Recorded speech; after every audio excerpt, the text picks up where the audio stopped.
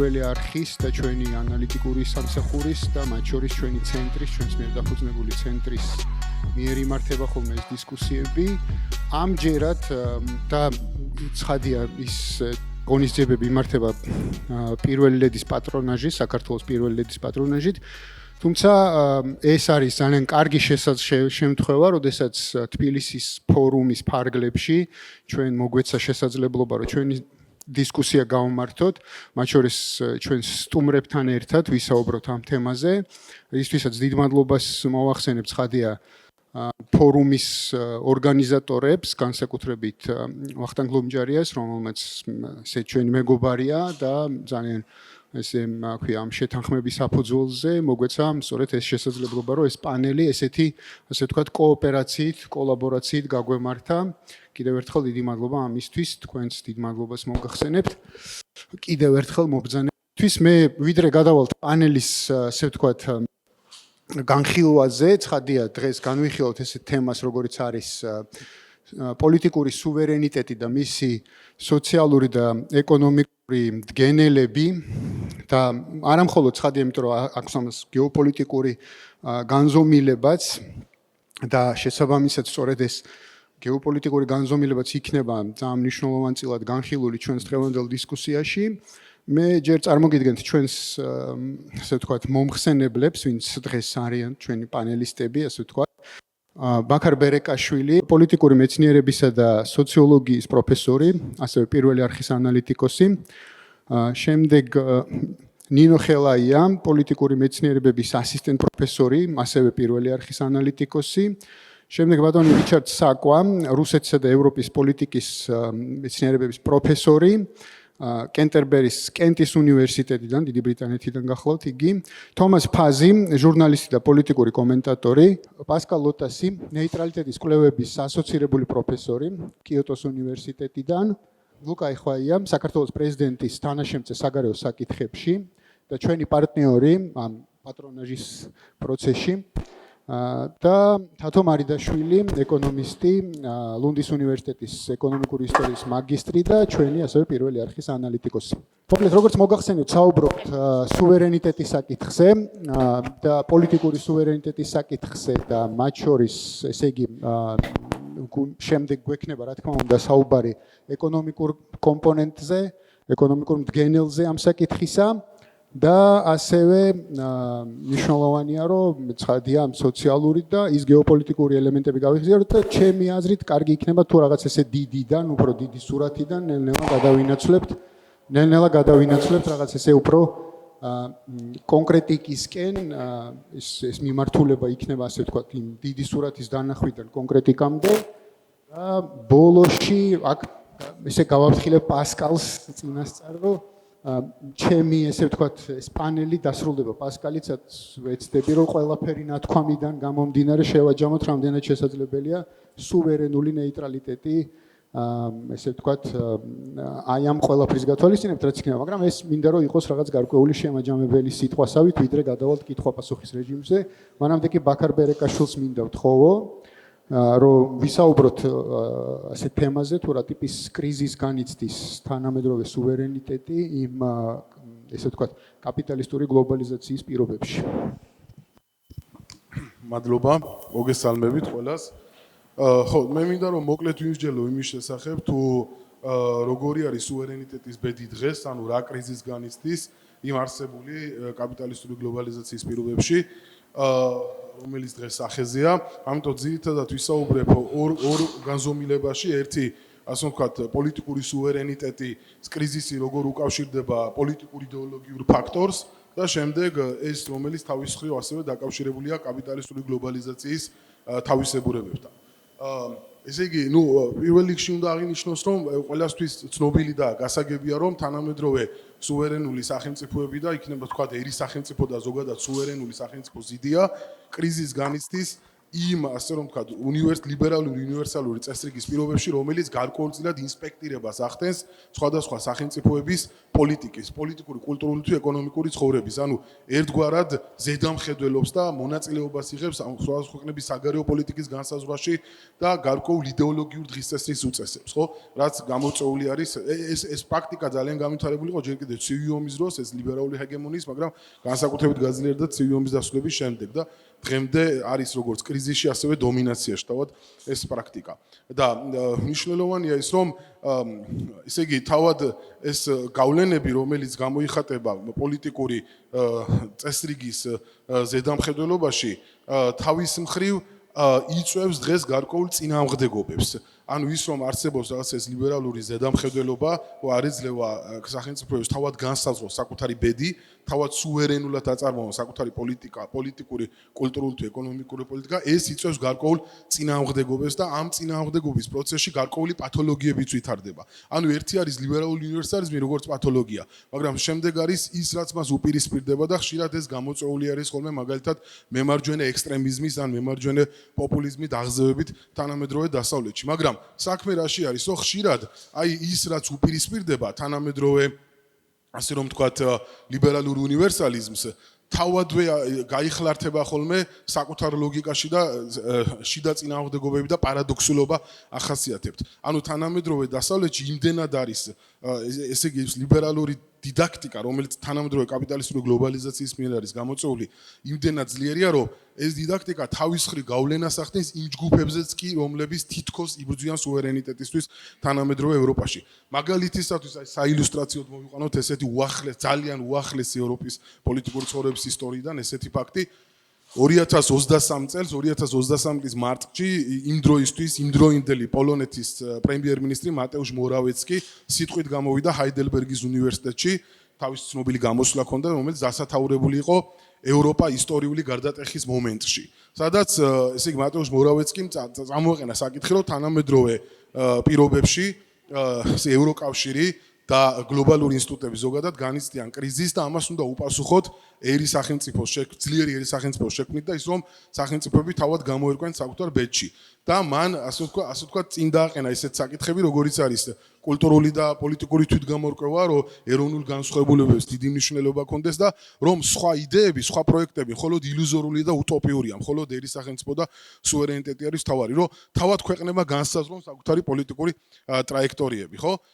და მან კაცად გააკრიტიკა ევროკავშირი როგორც ცენტრალიზებული ძალაუფლების ასე ვთქვათ ბიუროკრატიული აპარატი. მაგრამ ამავე მოხსენებაში მატეუშ მორავეცკიმ დააყენა საკითხი, რომელიც წინააღმდეგობრივი იყო უკვე მის არგუმენტთან იმის შესახებ, რომ ერის სახელმწიფო უნდა დაუპირისპირდეს გლობალიზაციას და ამავე მოხსენებაში გამოიკვეთა ის, რომ ისიც კი, რომელიც თითქოს წინააღმდეგობას უწევს რაღაცა ასე ვთქვათ ამ თანამედროვე ტიპის უნივერსალურ ლიბერალურ წესრიგს თავადვე არის ამ წესრიგის გავლენის ქვეშ და მაგალითად მან ესე იგი მთელი მოხსენება საუბრობდა იმაზე რომ ევროპულმა სახელმწიფოებმა უნდა გამოკვეთონ საკუთარი ინტერესები და თან ამავდროულად ევროპას განუსაზღვრა ამოცანა რომ ის უნდა დაუპირისპირდეს რუსეთს, რომ რუსეთთან მტრობა და კონფლიქტი არის არსებითად მნიშვნელოვანი და ფაქტიურად პოლონეთის ინტერესის ევროპეიზაცია მოახდინა.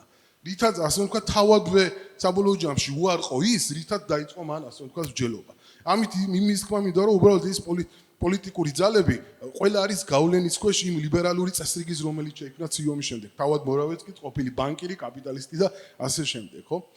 და შესაბამისად ესე იგი ეს ბრძოლა, რომელიც მიდის თითქოს ორ ძალებს შორის, თითქოს ემსგავსება მაინც, როდესაც საუბარია ვიღაცასთან მტრობაზე, აქ თითქოს სუვერენიტეტი უნდა დათმო. და შენ კი არ უნდა განსაზღვრო, ასე ვთქვათ, შენ კი არ უნდა განსაზღვრო, როგორი ურთიერთობა გექნება კონკრეტულ ქვეყანასთან, არამედ უნდა განისაზღვროს ერთიანი იდეოლოგიური იდენტობა, ასე ვთქვათ, ხო? რაც გარკვეული ფარისევლობაა, ხო?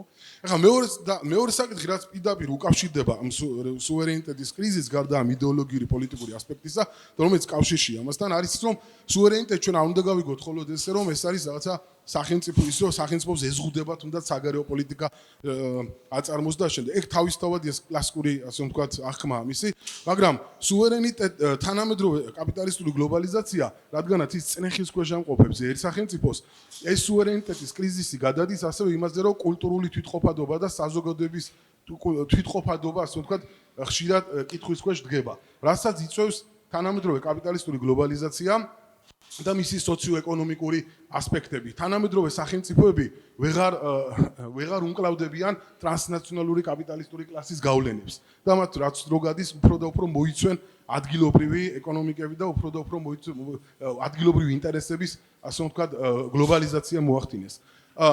მაგალითად, ამერიკელი სოციოლოგი ჯორჯ რიცერმა ბოლო დროს შემოიღო ესეთი ცნება, რომელსაც უწოდებს პროსუმერული კაპიტალიზმი. რიცერის მიხედვით აქამდე არსებული გაგება, ესე იგი, ბინარული სისტემა, რომ ადამიანი არის ან წარმოებელი, ან მომხმარებელი, ეს სისტემა უკვე აღარ არსებობს, რადგანაც თანამედროვე კაპიტალიზმმა ადამიანი გახადა როგორც წარმოებელი, ასევე მომხმარებელი, რაც გამოწვეული არის გლობალიზაციის შედეგად.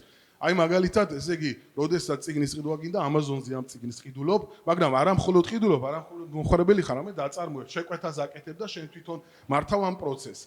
რითაც ესე იგი კაპიტალისტები ნაკლებს ხარჯავენ იმაში, რაშიც ადრე ხარჯავდნენ. ხო, ფულის გადახდა ნაკლებად უწევს შრომელთა კლასში, ის რასაც შრომელთა კლასი მანამდე აკეთებდა, ეხლა თავად ადამიანი თვითონ აკეთებს. რაც ესე იგი რიცერის მიხედვით ეს რას იწვევს? ეს იწვევს იმას, რომ ხდება, ასე რომ ვთქვათ, რაღაცა დიდი კორპორაციების ცენტრალიზებული გავლენები და მაგალითად აი Amazon-ის მაგალითად რო ვთქვათ, ეს აზარალებს და მარგინალურს ხდის მაგალითად სადღაც რომელიღაცა კულტურაში, საზოგადოებაში არსებულ ცნობილ წიგნის მაღაზიებს, იქ მომუშავე ადამიანებს და ასე შემდეგ. ხო, აი თუნდაც ამ მიკრო მაგალითზეც ექმნებათ თანამედროვე სახელმწიფოებს და საზოგადოებებს უпростоრად ჩედიან თანამედროვე სახელმწიფოები და საზოგადოებები კრიზისში, როდესაც ესე იგი ადგილობრივ, ესე იგი რაღაც ადგილობრივ მდიდარ კულტურაზე გავლენას ახდენს რაღაცა კულტურული გლობალიზაციის შედეგები.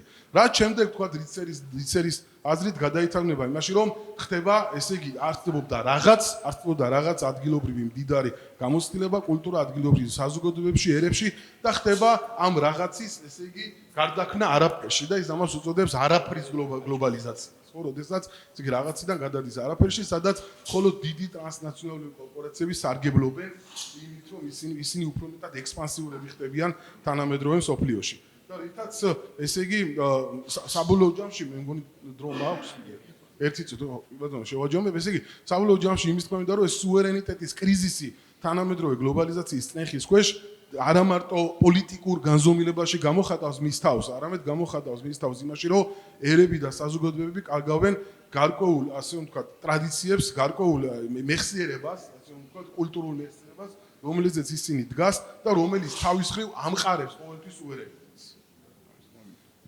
მადლობა ბაქარ. ესე იგი, მე მინდა გავაგრძელო საუბარი ლუკასთან. ლუკა, შეიძლება მიკროფონი რომ აიღო.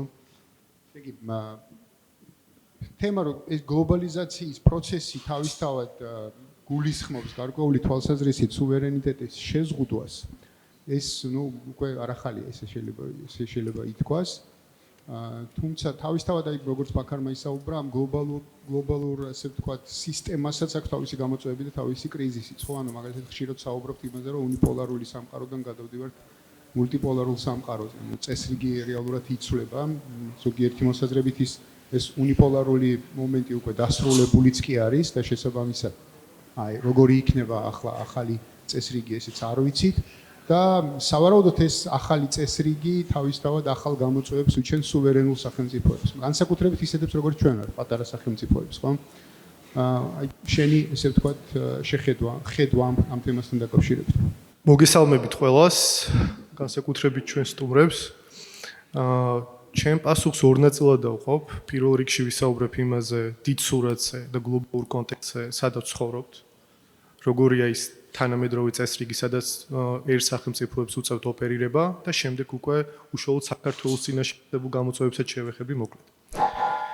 ესე იგი, ყველაზე უკეთ იმ რეალობას, სადაც ჩვენ ცხოვრობთ, აჯამებს 14 მაისს სინძინპინის მიერ წარმოთქმული ერთი ფრაზა, ერთი წინადადება, სადაც ყველაფერია ჩატარული და ეს უნდა გავშიფროთ, რას გულისხმობდა ამ ფრაზაში სინძინპინი, როდესაც ტრამპ შეხვდა. სინძინპინმა თქვა ესეთი რამ, რომ მსოფლიო დგას ახალ გზაჯვარედინზე და მომავალს განსაზღვრავს ის, თუ მოახერხებენ თუ არა დიდი სახელმწიფოები ახალი პარადიგმის ფარგლებში თანამშრომლობას და დააღწევენ თუ არა ამერიკა და ჩინეთი თავს თუ კიდიდეს მახეს. ამ ერთ ფრაზაში ჩატეულია რეალურად ორი მთავარი კომპონენტი, რაც საზღვრავს მე შემდეგ უკვე საერთაშორისო წესრიგს. პირველი, ეს არის ის სტრუქტურული კრიზისი, რაც არსებობს დღესდღეობით ძალთა ბალანს შორის, ძალთა ბალანსის თვალსაზრისით და რისი მანიფესტაციაც არის დღესდღეობით ამერიკისა და ჩინეთის დაპირისპირება. პრინციპში ჩვენ თამამად შეგვიძლია ვთქვათ, რომ დღესდღეობით ცენტრალური საკითხი, რის გარშემო სტრიალებს ყველა სხვა დანარჩენი გეოპოლიტიკური, გეოეკონომიკური თემა, ეს არის ორი ძალაუფლების ცენტრ შორის დაპირისპირება, კონკრეტულად ამერიკის შეერთებულ შტატებსა და ჩინეთს შორის. ეს არის ორი მთავარი მიზიდულობის ცენტრი. თუ კიდეს მახე შემთხვევით არ ახსენა, ხო? სინძინპინმა თუ კიდეს მახეზე ორ სიტყვით რო შევეხოთ, ეს არის გრემ-ელისონის მიერ შექმნილი კონცეფცია, რომელიც გულისხმობს ძალიან მარტივ რამეს. კაცობრიობის ისტორიის მანძილზე ყოველთვის არსებობდა ერთი პატერნი, რომელიც ისტორიულად ყოველთვის მეორდებოდა. ეს იყო დომინანტ ჰეგემონ ძალასა და აღმავალ ძალას შორის დაპირისპირება. და ეს დაპირისპირება მნიშვნელოვნად განსაზღვრავდა უკვე შემდეგ საერთაშორისო წესრიგს თავისთავად. დღესდღეობის თუ კიდეს მახის კონცეფციის რეალიზება სწორედ არის ჩინეთსა და ამერიკას შორის დაპირისპირება. თუმცა იმის მიუხედავად, რომ გრემ-ელისონმა თავის კვლევაში აჩვენა ის მოცემულობა, რომ ბოლო 500 წლის მანძილზე მსგავსი ასეთი დაპირისპირება 16 შემთხვევიდან 12 ომით დასრულდა, ამის მიუხედავად ჩვენ გვაქვს რამდენიმე კონტრარგუმენტი, რაც შეიძლება ამ ლოგიკას დაუპირისპიროთ. რომ დღესდღეობით შეიძლება ამ დაპირისპირებამ, რაც არსებობს ამერიკასა და ჩინეთს შორის, ომის ხასიათი არ მიიღოს. პირველი ესეთი ფაქტორი, კონტრარგუმენტად რაც გამოდგება, არის რა თქმა უნდა ბირთვული შეკავება. და ჩვენ შეგვიძლია ვიდაოთ იმაზე, რომ მეორე მსოფლიო ომის შემდეგ რეალურად ბირთვულ სახელმწიფოებს შორის პირდაპირი მასშტაბური დაპირისპირება არ მომხდარა. ცივი ომის დროს, როდესაც არსებობდა ბიპოლარული საერთაშორისო წესრიგი, ჩვენ ვნახეთ, რომ დაპირისპირებას ჰქონდა ძირითადად პროქსი ომების ხასიათი, ხოლო დღესდღეობითაც საკმაოდ მოზომილი ესკალაციები ხდება, მაგალითად ინდოეთსა და პაკისტანს შორის. შესაბამისად, პირველი კონტრარგუმენტი, რასაც ყოველთვის აუყენებენ ხოლმე გრემ-ელისონის ჰიპოთეზას, არის ბირთვული შეკავება. ხოლო მეორე კონტრარგუმენტი არის ეგრეთ წოდებული ბიანი ჰეგემონიური ტრანზიცია. რაშიც გულისხმობენ ძირითადად მოყავთ ხოლმე ერთი ესეთი მაგალითი, როდესაც მე-20 საუკუნის ბოლოს ფაქტობრივად მშვიდობიანად გადააბარა დიდმა ბრიტანეთმა თავისი ჰეგემონიური პოზიციები ამერიკის შეერთებულ შტატებს. და ძირითადად ამ კონტექსტში ახსენებენ ხოლმე სამ ფაქტორს, რამაც ითამაშა გადამწყვეტი როლი ამ მშვიდობიან ტრანზიციაში. პირველი ეს იყო საერთო კულტურა, საერთო ენა, საერთო კულტურული ბექგრაუნდი, რა თქმა უნდა.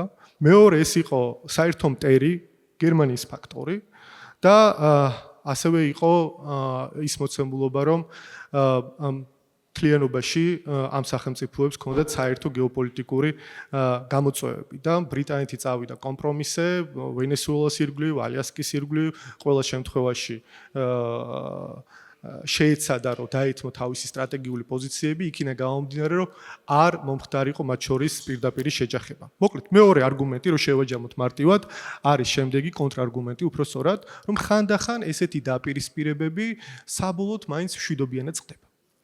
თუმცა, დღეს თუ შევხედავთ არსებულ რეალობას, ჩინეთსა და ამერიკას შორის მსგავსი თანხმედრები არ არსებობს, არც საერთო მტერია, არც საერთო კულტურული მსგავსებები, შესაბამისად იმის ვარაუდი, რომ დაუშვათ რაც ისტორიულად უკვე მოხდა, ეს შეიძლება დღესაც გამეორდეს, ნაკლებად სავარაუდოა. ზუსტად აი ამ კონტექსტში კიდევ უფრო კონკრეტიკაში რომ შევიდეთ, დღეს იმდენად უკვე ხისტი ხდება ამერიკასა და ჩინეთს შორის დაპირისპირება, აი ბოლო 10 წელს რო გადავხედოთ, როგორ მოხდა ამ ყველაფრის ევოლუცია, ხო? დაიწყო ობამას ადმინისტრაციის პერიოდში, როდესაც გამოცხადა ჰილარი კლინტონის ეგრეთ წოდებული აზიაზე რეორიენტაციის, rebalansის სტრატეგია, როდესაც ამერიკამ თავისი ყურადღება, ფოკუსი გადაიტანა აზიაზე. და ამ პერიოდში ჯერ კიდევ არსებობდა საკმაოდ მიამიტური და ხო, თამამად შეგვიძლია ვთქვათ, მიამიტური მოსაზრება, რომ ჩინეთის ინტეგრირება მოხდებოდა ლიბერალურ საერთაშორისო წესრიგში. და მშვიდობიანი გზით მოახერხებდნენ ლიბერალურ წესრიგში ჩინეთის ჩართვას. თუმცა, ნელ-ნელა ბოლო 15 წლის მანძილზე იმდენად ფუნდამენტურად შეიცვალა ყველაფერი, რომ ჩინეთის მშვიდობიანი ჩართვის იდეა საერთაშორისო წესრიგში შეცვალა რა? შეცვალა იმან, რომ დღეს ყველა ხედავს, რომ ახალი სტრატეგია ჩინეთის წინააღმდეგ არის პირველი დერისკინგი, დეკაპლინგი, ანუ მაქსიმალურად ჩინეთის ეკონომიკისგან დამოუკიდებლობის მოპოვება და იზოლაცია ამერიკის მხრიდან და რა თქმა უნდა ტექნოლოგიური დაპირისპირება და ეგრეთ წოდებული ტექნოლოგიური ომი. ამ ძალთა ბალანსში, რაც დღესდღეობით საკმაოდ მკვეთრად იცვლება, შეგვიძლია ვთქვათ, რომ ჩინეთს უკვე საკმაოდ ბევრი უპირატესობა აქვს, რამდენიმე პატარა მაგალითი შეგვიძლია მოვიყვანოთ და შემდეგ უკვე ჩვენ ადგილზე გადავიდეთ ამ არსებულ საერთაშორისო წესრიგში.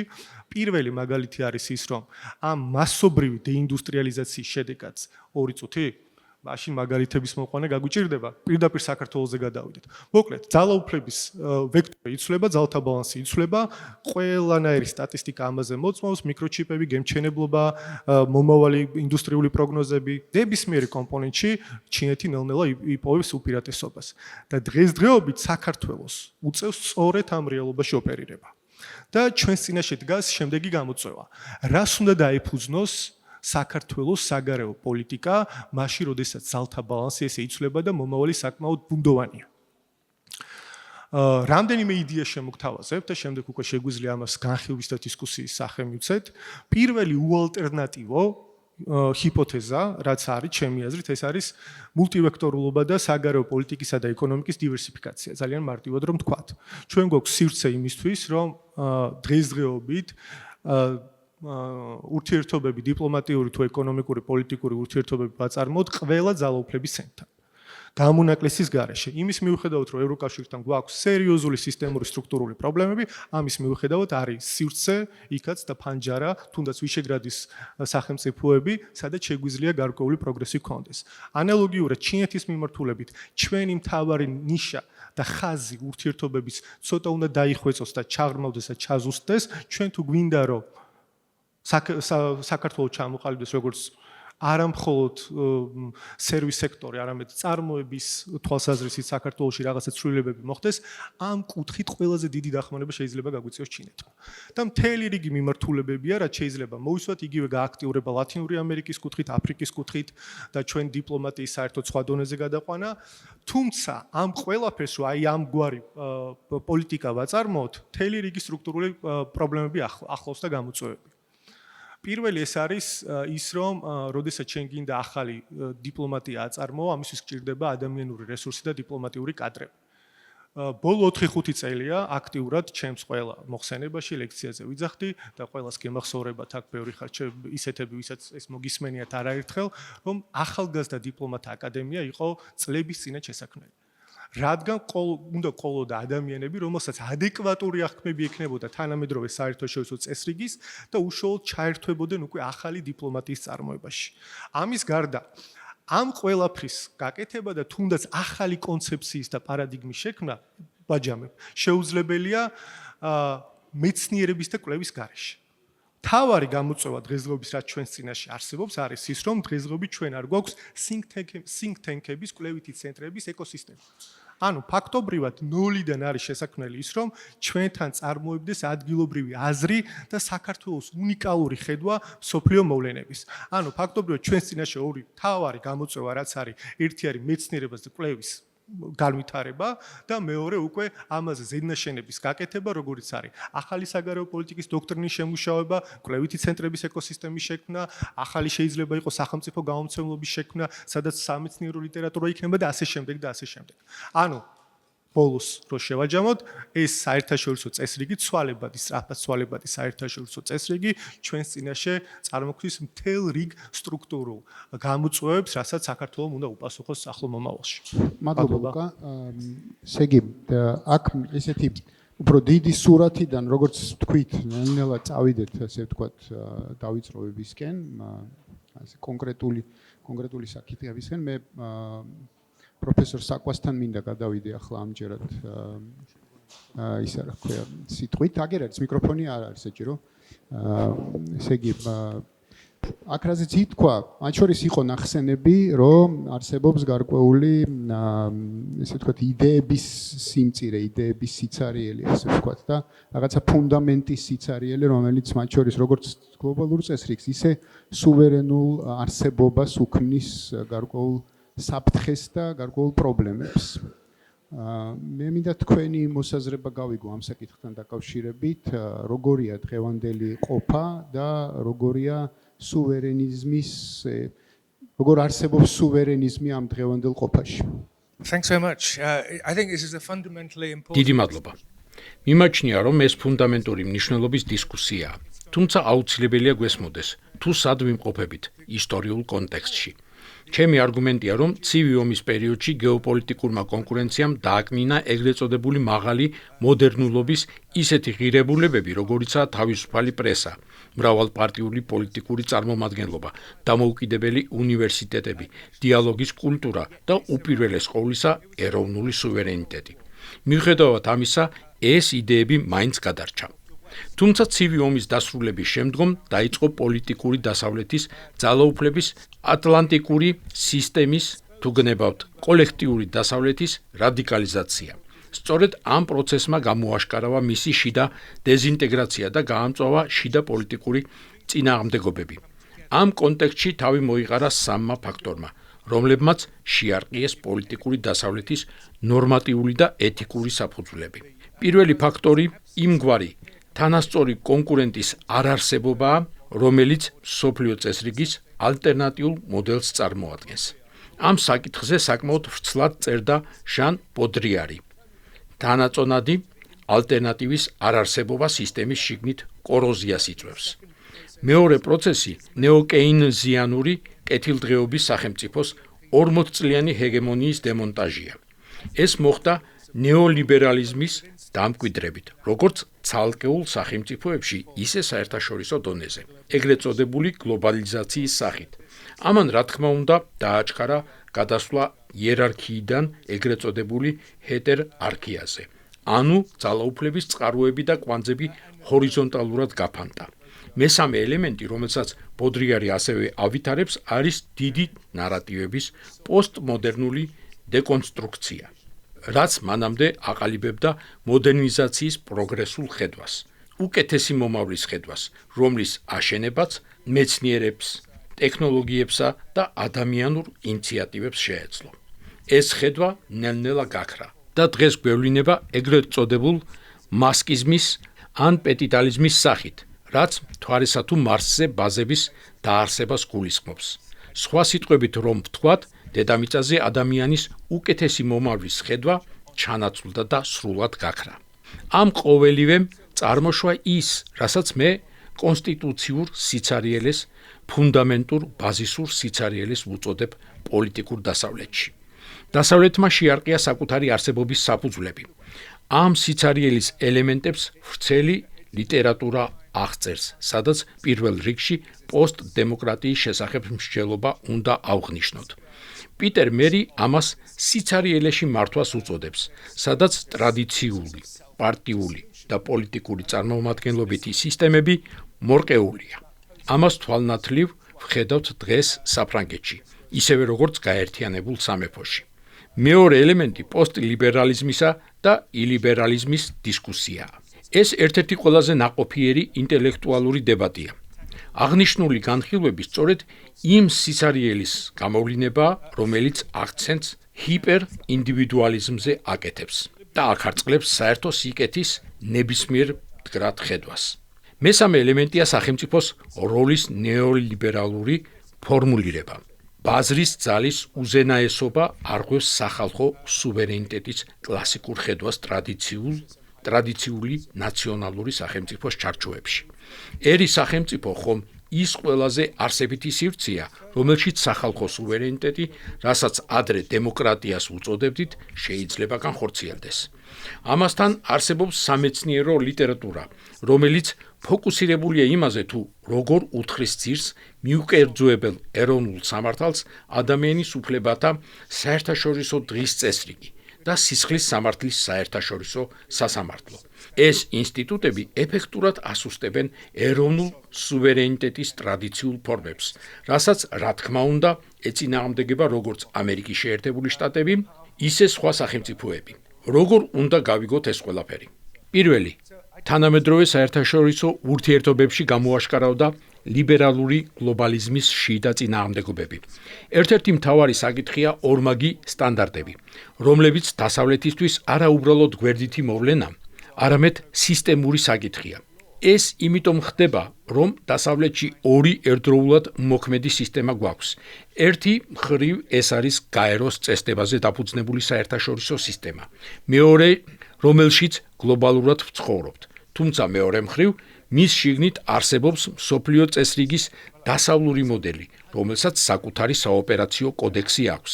შესაბამისად, ორმაგი სტანდარტები სისტემურ ხასიათს იძენს, რადგან ხდება ფორმალური აპელირება გაეროს წესდების ნორმებზე. რეალურად კი მოქმედებს პოლიტიკური დასავლეთის პრაქტიკული წესები. ეს ფუნდამენტური გაორება აქვეითებს როგორც საერთაშორისო სამართლის ეფექტურობას, ისე საოპერაციო კოდექსებს. მეორე, გლობალიზაციის კონტექსტში ეროვნული სუვერენიტეტის ეროზიის თვალსაჩინო მაგალითია ტონი ბლერი, რომელიც გლობალიზაციის მგზნებარე დამცველი იყო. ხელისუფლებაში ყოფნის დროს ის დაუსრულებლად იმეორებდა, რომ გლობალიზაციისთვის წინააღმდეგობის გაწევა იგივეა, რაც ზღვის მოქცევის შეჩერების სურვილი, ან აღმოსავლეთიდან მზის ამოსვლისთვის ხელის შეშლა. მესამე, როგორც აღვნიშნე, არის ლიბერალიზმის კრიტიკა და ის თავისებური ხაფანგი, რომელიც იქმნება ერთი მხრივ დემოკრატიზმისა, ანუ რეალურ დემოკრატიასა და ხალხის ნებაზე მაღლა მდგომ სხვადასხვა ინტერესებსა და მეორე მხრივ ილიბერალიზმს შორის. მეოთხე, ამას ემატება დისკურსული სიცარიელე, არსებითი ენის არარსებობა სახალხო სუვერენიტეტის ფორმულირებისა და გამოხატვისთვის. სხვა სიტყვებით რომ ვთქვათ, ეს არის პოლიტიკური ენის დეგრადაცია, გაუხეშება და დიალოგზე უარის თქმა. ამ ფონზე აღმოცენდა ანტი-დეზინფორმაციული კამპანიებიც, რომლებიც რეალურად ახშობენ ალტერნატიული იდეების შემოქმედებით წყაროებს და ამ ყველაფერში პერფორმანსული ნიჰილიზმი მკვიდრდება. ბოლო ელემენტად მსურს გავიხსენო პოლ პიკონი, რომელმაც აღწერა პროცესი, რასაც ხელოვნური ნეგატიურობა უწოდა.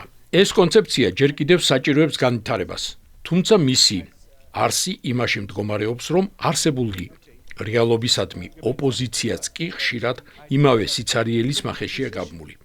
სიცარიელე იწოვს არა მხოლოდ თავის თავს, არამედ მის წინააღმდეგ მიმართულ პროტესტსაც, მათ შორის პოპულისტურ გამოწვევებს. ეს პროცესი გაგრძელდება მანამ, სანამ ოპოზიცია არ შექმნის სუვერენიტეტის მდგრად ხედვას. ისეთ, სადაც რეალური სუბიექტები და აქტორები მოიპოვებენ ხმას და სადაც გამოხატული იქნება არა მხოლოდ მათი ინტერესები, არამედ მათი სოციალური საფუძველიც. ამის მაგალითია ძველი ყაიდის პროფკავშირები და მკაფიო პროგრამისა და წევრობის მქონე ორგანიზებული პოლიტიკური პარტიები. სხვა სიტყვებით რომ ვთქვათ, ეს არის ერთგვარი მოწოდება ეგრეთ წოდებული მაღალი მოდერნულობის ტრადიციებთან დაბრუნებისაკენ, სუვერენიტეტის პოსტმოდერნული რღვევის საპირწონედ. გმადლობთ. Away from the postmodern dissolution of sovereignty. Thank you. მადლობა. და მე მინდა ჩემს კოლეგას ამ შემთხვევაში თომას ფაზის თხოვა ჩაერთოს ჩვენს დისკუსიაში. და Thomas, please. Right. Well, sorry, that was loud. Thanks a lot for the invitation, for giving me a chance to. დიდი მადლობა მოწვევისათვის და ამ აუდიტორიის წინაშე გამოსვლის შესაძლებლობისათვის. მაშ ასე, სუვერენიტეტი, რა არის სუვერენიტეტი? მე ვიტყოდი, რომ ეს პირველ რიგში არის უნარი, მართო შენი საგარეო ურთიერთობები, რაც შეიძლება დამოუკიდებლად, რაც პირდაპირ კვეთს ნეიტრალიტეტის თემას. მეორე მხრივ კი ეს არის საკუთარი ეკონომიკის მაქსიმალურად დამოუკიდებლად მართვის უნარი და რა თქმა უნდა, ეს გულისხმობს ორივე ამ მიმართულების განხორციელებას გარეწნეხისაგან, რაც შეიძლება მეტი თავისუფლებით. ეს ყოველივე დაუყოვნებლივ დაგვანახებს იმ ფუნდამენტურ კავშირს, რომელიც სუვერენიტეტსა და დემოკრატიას შორის არსებობს. მხოლოდ იმ შემთხვევაში, თუ სახელმწიფოს აქვს შესაძლებლობა აირჩიოს საგარეო პოლიტიკის სხვადასხვა მოდელს შორის, მაგალითად აირჩიოს ომი თუ მშვიდობა და ასევე მხოლოდ მაშინ, როდესაც სახელმწიფო შეუძლია აირჩიოს საზოგადოების სოციალური და ეკონომიკური ორგანიზების სხვადასხვა მოდელს შორის, მხოლოდ მაშინ შეგვიძლია ვისაუბროთ რეალურ არსებით დემოკრატიაზე. რამდენიმე წელიწადში ერთხელ არჩევნებზე ხმის მიცემა წმინდა წყლის ფორმალური დემოკრატიაა. ნამდვილ დემოკრატიაზე საუბარი მხოლოდ მაშინ შეიძლება, როდესაც საზოგადოებას ამორჩეველს აქვს თავისუფლება. არჩევანი გააკეთოს თუნდაც რადიკალურად განსხვავებულ ალტერნატივებს შორის. მაგალითად, განსაზღვროს თუ როგორი უნდა იყოს კავშირი სახელმწიფოსა და ბაზარს შორის, როგორი უნდა იყოს ურთიერთობა შრომასა და კაპიტალს შორის, ან ეკონომიკური ურთიერთდამოკიდებულების რა ხარისხი სურს ქვეყანას. აი, მხოლოდ ამ პირობების დაკმაყოფილების შემთხვევაში არსებობს რეალური დემოკრატია.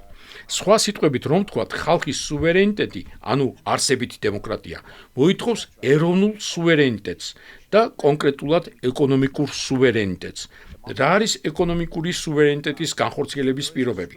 საბაზო, ფუნდამენტური პირობაა ეკონომიკური პოლიტიკის ძირითადი ინსტრუმენტების ფლობა. ესენია სავალუტო კურსის პოლიტიკა, მონეტარული პოლიტიკა და ფისკალური პოლიტიკა, რომელთაგანაც შემდეგ უკვე სხვა ეკონომიკური მიმართულებები, მაგალითად ინდუსტრიული პოლიტიკა გამომდინარეობს. ამ ინსტრუმენტების ქონა სუვერენიტეტის აუცილებელი, თუმცა არასაკმარისი წინაპირობაა. არ არის საკმარისი იმიტომ, რომ სუვერენიტეტის ხარისხს რამდენიმე ფაქტორი განსაზღვრავს, რომელთაგან ზოგიერთის შეცვლა შეუძლებელია. მაგალითად, თუ რამდენი ბუნებრივი რესურსი აქვს ქვეყანას, თუ ნავთობი არ გააჩნია, ეს თავისთავად აჩენს დამოკიდებულების გარკვეულ ხარისხს. თუმცა ბევრი ფაქტორის შეცვლა შესაძლებელია. ეკონომიკური პოლიტიკის, ფისკალური, ინდუსტრიული თუ მონეტარული მექანიზმებისა და კაპიტალის კონტროლის საშუალებით. მაგალითად, იმის შეცვლა, თუ რამდენად ხარ დამოკიდებული იმ პროდუქტების იმპორტზე, რომელთა წარმოებაც შიდა ბაზარზე შეგეძლო, ან რამდენად ხარ დამოკიდებული უცხოური კაპიტალის შემოდინებასა და საერთაშორისო ფინანსებზე. აქედან გამომდინარე, ეკონომიკური სუვერენიტეტი ნიშნავს ეროვნულ თვითმყოფადობის მაქსიმალურად გაზრდას და გარე დამოკიდებულებების მინიმუმამდე შემცირებას. თავარი, რაზეც მსურს აქცენტის გაკეთება, არის ის, რომ ამის განხორციელება მხოლოდ ეკონომიკური პოლიტიკის ხსენებული ინსტრუმენტების ფლობის შემთხვევაშია შესაძლებელი. მსოფლიო ქვეყნების უმეტესობას ეს ინსტრუმენტები აქვს. ისინი უშვებენ საკუთარ ვალუტას, აკონტროლებენ კაპიტალის მოძრაობას და ასე შემდეგ. ეს არ ნიშნავს, რომ ისინი აბსოლუტური სუვერენიტეტით სარგებლობენ. თუმცა მათ აქვთ პოტენციალი მაქსიმალურად გაზარდონ იგი. მაგრამ ამ წესიდან არსებობს ერთი თვალსაჩინო გამონაკლისი და ეს არის ევროკავშირის ქვეყნები. ევროკავშირი ეფუძნება ეგრეთ წოდებულ 4 თავისუფლებას: ადამიანის მომსახურების და რაც ყველაზე მნიშვნელოვანია, კაპიტალისა და საქონლის თავისუფლად გადაადგილებას. უნდა გვესმოდეს, რომ ეს სიტყვა სიტყვით კაპიტალისტური კლასის მთავარი ოცნებაა. კაპიტალზე ნებისმიერი საჯარო სახელმწიფოებრივი და შესაბამისად დემოკრატიული კონტროლის გაუქმება არის ის, რაზეც კაპიტალისტები ყოველთვის ოცნებობდნენ და ევროკავშირში მათ ამას მიაღწიეს. ამ გაგებით ევროკავშირი უნდა აღვიქვათ როგორც იმ ნეოლიბერალური კონტრრევოლუციის ყველაზე უკიდურესი გამოვლინება, რომელზეც რიჩარდ საკვა საუბრობს. სწორედ ამიტომ მიმაჩნია ირონიულად ის ფაქტი, რომ მემარცხენე ფლანგზე ჯერ კიდევ ბევრი ადამიანი ახდენს ევროკავშირის იდეალიზებას. უბრალოდ ევროკავშირში გაწევრიანებითაც კი და არა მან და მაინც ევროზონაში შესვლით ქვეყანა უკვე კარგავს ეკონომიკური პოლიტიკის რამდენიმე საკვანძო ინსტრუმენტს, მაგალითად, ქვეყანაში კაპიტალის შემოდინება-გადინების კონტროლის უნარს. არადა 80-იანი წლების ბოლომდე კაპიტალის კონტროლი მთელ მსოფლიოში, მათ შორის დასავლეთ ევროპაშიც, მიჩნეული იყო ეკონომიკური სუვერენიტეტის განხორციელების ელემენტარულ წინაპირობად. ევროკავშირის შექმნით კი ჩვენ ამ საბაზისო ინსტრუმენტზე უარი ვთქვით. რა თქმა უნდა, ევროკავშირის ქვეყნების უმეტესობა კიდევ უფრო შორს წავიდა ევროზონაში, ანუ სავალუტო კავშირში გაწევრიანებით. ამ ნაბიჯით მათ ფაქტობრივად დათმეს ეკონომიკური დამოუკიდებლობისა და სუვერენიტეტის ყველაზე ელემენტარული საფუძველი, საკუთარი ფულის, ბეჭდისა და საკუთარი ვალუტის გამოშვების უფლება. ეს არის ყველაზე ფუნდამენტური ეკონომიკური ინსტრუმენტი, რადგან მასზეა დამოკიდებული ფისკალური თუ ინდუსტრიული პოლიტიკა. ამ უმნიშვნელოვანესი ფუნქციის გადაცემით სუპრნაციონალური ცენტრალური ბანკისთვის, ევროპის ცენტრალური ბანკისთვის, რომელიც სცილდება სახელმწიფოების, მთავრობებისა და მოქალაქეების კონტროლის ფარგლებს, ქვეყანა არსებითად სრულად კარგავს ეკონომიკურ სუვერენიტეტს. თქვენ ფაქტობრივად ხდებით იმ სუბიექტის კოლონია, ვინც აკონტროლებს ვალუტას, ანუ ევროპის ცენტრალური ბანკისა და ევროკავშირის. მნიშვნელოვანია ამის შედეგების გაცნობიერება. თუ სუვერენიტეტი დემოკრატიის წინაპირობაა, მაშინ მისი დაკარგვით თქვენ აღარ ხართ დემოკრატია. ეს აბსოლუტურად ასეა. ყველა იმ ქვეყნისთვის, რომელიც ევროზონის ნაწილია. თუ ხარ ევროკავშირის წევრი, მაგრამ ინარჩუნებ საკუთარ ვალუტას, როგორც მაგალითად უნგრეთი და პოლონეთი, შენ კიდევ გაგაჩნია ეკონომიკური თავისუფლებისა და სუვერენიტეტის გარკვეული ხარისხი, თუმცა შეზღუდული. მაგრამ თუ ევროზონის ნაწილი ხარ, საერთოდ არანაირი სუვერენიტეტი აღარ გაგაჩნია. ეს ეხება ჩემს ქვეყანასაც, იტალიას. ჩვენთან ტარდება არჩევნები. შეგვიძლია ავირჩიოთ პარტიები განსხვავებული ეკონომიკური პლატფორმებით, მაგრამ რეალობა ისაა, რომ დომინანტური სტატუს-კვოსგან განსხვავებული ეკონომიკურ, სოციალური დღის წესრიგს ხმას ვერ მისცემ. პარტიამ არჩევნები ხმების 100%-ითაც რომ მოიგოს, მთავრობაში მოსვლის შემდეგ მას უბრალოდ არ ექნება ინსტრუმენტები არსებული ნეოლიბერალური ეკონომიკური მონაცემების შესაცვლელად.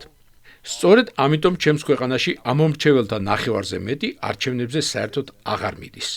რადგან ხვდებიან, რომ ეს დროის კარგვაა და ეს ხდება ევროკავშირის მხრიდან აქტიური შეგნებული პოლიტიკური თუ ეკონომიკური ჩარევის გარეშეც კი. ანუ სისტემა თავად ავტომატურად აწარმოებს ამ ნეოლიბერალურ სტატუს-კვოს. თუმცა რეალურად შეგნებული და მიზანმიმართული ჩარევა მუდმივად ხდება. მაგალითად, 2011 წელს იტალიაში, როდესაც ევროკავშირმა და ევროპის დომინანტურმა ქვეყნებმა ჩათვალეს, რომ ჩემი ქვეყნის მთავრობა არ ატარებდა საკმარის მკაცრ ეკონომიკურ პოლიტიკას, ევროპის ცენტრალურმა ბანკმა მიზანმიმართულად გაზარდა საპროცენტო განაკვეთები. ამით მათ ხელოვნურად გამოიწვიეს ფისკალური და ფინანსური კრიზისი. აიძულეს არჩეული პრემიერ-მინისტრი გადამდგარიყო და მის ადგილას საკუთარი ტექნოკრატი ყოფილი ევროკომისარი დანიშნეს. კიდევ ბევრი ასეთი მაგალითის მოყვანა შემიძლია, თუმცა ეს შემთხვევაც ნათლად აჩვენებს, თუ რამდენად უკიდურესი შედეგები მოაქვს ევროკავშირსა და ევროზონაში გაწევრიანებას. აქედან გამომდინარე, ჩემი რეკომენდაცია საქართველოსთვის იქნებოდა, რომ საერთოდ არ გაწევრიანდეს ევროკავშირში, მაგრამ თუ მაინც მოგიწევთ გაწევრიანება, თხოვთ, ნუ შეუერთდებით ევროზონას. Would be to definitely not join the EU. But if you have to join the EU, please don't join the euro. მადლობა თომას ამ ასე ვთქვათ ძალიან კარგი შესაძლებლობისთვის, რომ ნელ-ნელა გადავიდეთ ეკონომიკური სუვერენიტეტის თემაზე. რჩევისთვისაც მადლობა. ბოლოში დასმული რჩევისთვის მადლობა. მნიშვნელოვანი თემა, ანუ ჩვენთან ეს დისკუსია იმისა, თუ რა შეიძლება რეალურად გამოიწვიოს ევროინტეგრაციამ ჩვენთვის, მათ შორის ეკონომიკური თვალსაზრისით არ იმართება ხოლმე როგორც წესი. ამიტომ ეს ძალიან მნიშვნელოვანი კომპონენტია ამ თემის შემოტანა იმისთვის, რომ მართლაც დავიწყოთ რეალისტური მსჯელობა იმაზე, თუ როგორი შეიძლება იყოს და რამდენად შეიძლება იყოს ჩვენთვის, როგორც ერთის მხრივ პოლიტიკური სუვერენიტეტის ნაწილში, ასევე ეკონომიკური სუვერენიტეტის ნაწილში. ახლა ნინო ხელაიას მინდა ვთხოვო, რომ აქ მე ჩემს მიკროფონს ვხურთ. რომ გავაგზავნოთ ეს თემა, ეკონომიკური სუვერენიტეტის თემა, ის საკმაოდ ფართოა, რა თქმა უნდა, მაგრამ შესაძლებელია გარკვეული კომპონენტების შემოტანა და შესაძლებელია გარკვეული კონკრეტიკის შემოტანა, რამდენიც ვიცი. მოგესალმებით, დიდი მადლობა მოწვევისთვის და ინტერესისთვის. მეც ვისაუბრებ ეკონომიკურ სუვერენიტეტზე და შევეცდები ვისაუბრო იმ აკადემიური ტრადიციიდან და იმ თეორიული ტრადიციიდან, სადაც ეკონომიკური სუვერენულობის ცნება ხშირად როგორც დამოუკიდებელი კონცეფცია ისე არ განიხილება. ამის სანაცვლოდ ეს განიხილება როგორც ისეთი რამ, რაც სტრუქტურულად არის შეზღუდული იმ საერთაშორისო ეკონომიკური სისტემისგან და იმ პოზიციისგან, რა პოზიციაც ქვეყანას უჭირავს ამ სისტემაში. უმთავრესი და საბაზისო არგუმენტი და მე რამოდენიმე საბაზისო არგუმენტის, ასე ვთქვათ, არტიკულაციას გავაკეთებ დღეს. უმთავრესი არგუმენტი არის შემდეგი, რომ საერთაშორისო ეკონომიკურ სისტემაში სახელმწიფოები ცალ-ცალკე არ უნდა განვიხილოთ, ცხადია, და უნდა განვიხილოთ როგორც ერთი მთლიანობის ნაწილი, სადაც ისინი თანაბარ ეკონომიკურ სუვერენულობას ცხადია არ ფლობენ და ეს ისეთი რამ არის, სადაც ყველა დამოუკიდებელ ქვეყანას ერთნაირი დოზით ეკონომიკური ძალაუფლება არ მოეწოდება და ვერც მიეწოდება კაპიტალისტური სისტემის ლოგიკის გამო, იმიტომ რომ სისტემა ასე მუშაობს. რატომ ხდება ასე? იმიტომ ხდება, რომ სისტემა თავისი არსით არის იერარქიული, გლობალური კაპიტალიზმის ისტორიული გამოცდილება და ისტორიული ლოგიკა არის ის, რომ ზოგიერთი ქვეყანა უფრო მეტად ახერხებს, რომ შეადგინოს თამაშის წესები, ხოლო ზოგიერთი ქვეყანა უფრო მეტად ემორჩილება თამაშის წესებს. ანუ ზოგ ქვეყანას შეუძლია ეკონომიკური პოლიტიკის გატარება, საკუთარი ავტონომიური ეკონომიკური პოლიტიკის, ხოლო ზოგს მუდმივად უწევს, ასე ვთქვათ, საგარეო ბაზრების, კრედიტორების, ინვესტორების თუ სხვა უფრო ძლიერი სახელმწიფოების გათვალისწინება. სუვერენულობა ამ ეკონომიკური სუვერენულობა ასეთი ტიპის საერთაშორისო სისტემაში უნდა განვიხილოთ როგორც გარკვეული პოლიტიკური ძალაუფლების ფორმა, რომლის რეალური შინაარსი დამოკიდებულია ეკონომიკურ ძალაუფლებაზე, ანუ იმაზე, უმთავრესად იმაზე, თუ ვინ აკონტროლებს მაღალი ღირებულების ეკონომიკურ საქმიანობას და მეორეს მხრივ იმაზე თუ ვინ, ასე ვთქვათ, ასრულებს დაბალი ღირებულების საქმიანობას. ანუ ვინც აკონტროლებს მაღალი ღირებულების ეკონომიკურ საქმიანობას, ისინი განიხილებიან ცენტრად, კაპიტალისტურ ცენტრად, ხოლო ვინც ასრულებენ დაბალი ღირებულების ეკონომიკურ საქმიანობას, ისინი განიხილებიან, ასე ვთქვათ, პერიფერიად. ნუ იქ გამაშვალებელიც არსებობს, ცხადია და აქ უამრავი, ასე ვთქვათ, საინტერესო, ასე ვთქვათ, ცოდნები არსებობს ამის შესახებ.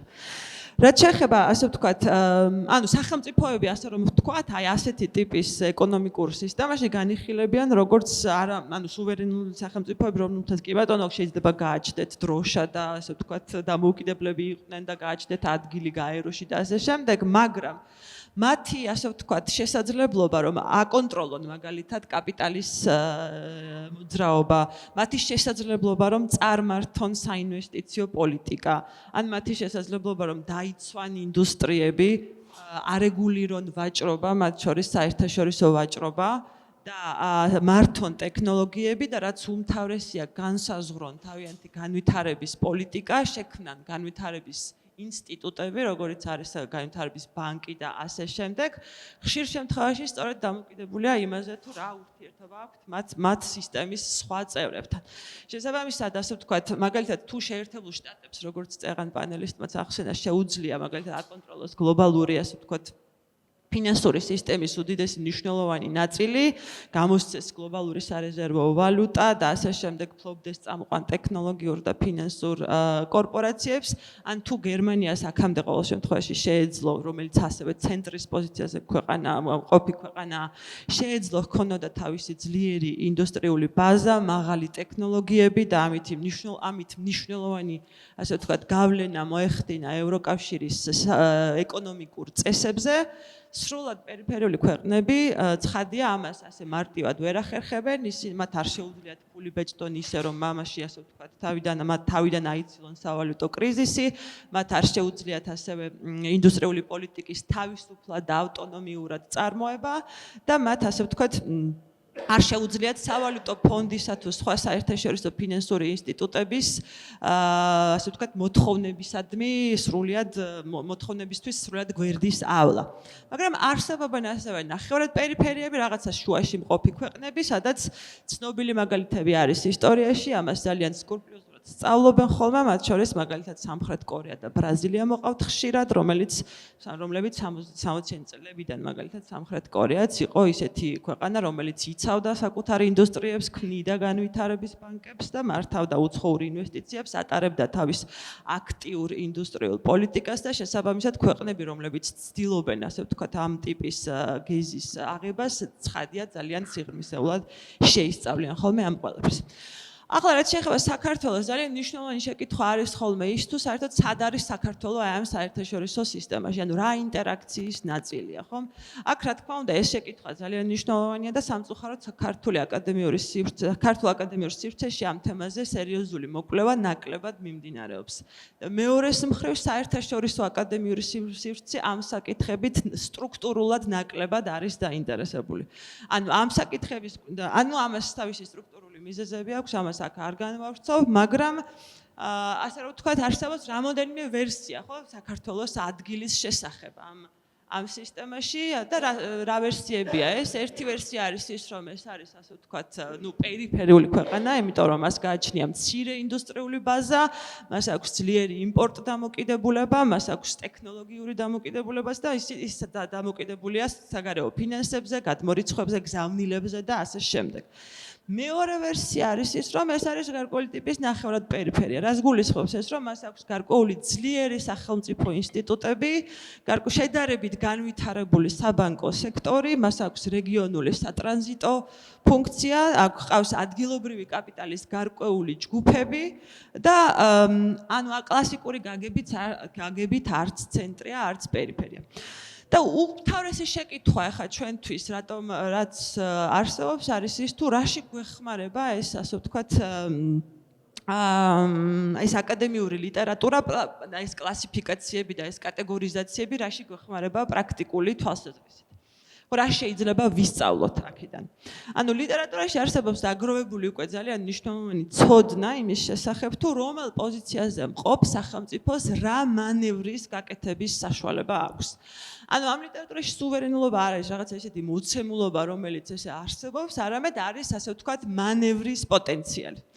ანუ ნახევრად პერიფერიის ასე ვთქვათ სახელმწიფოების შესახებ არსებულ ცოდნაში მაგალითად საინტერესოდ იხსნება ის თუ რატომ შეძლო ზოგიერთმა სახელმწიფომ გარკვეულ ისტორიულ პერიოდებში და როგორ შეძლო განვითარება, შედარებითი ავტონომიური სუვერენულობის მოპოვება და ასე ვთქვათ ინდუსტრიალიზაცია და ეკონომიკური სუვერენიტეტის განვითარება.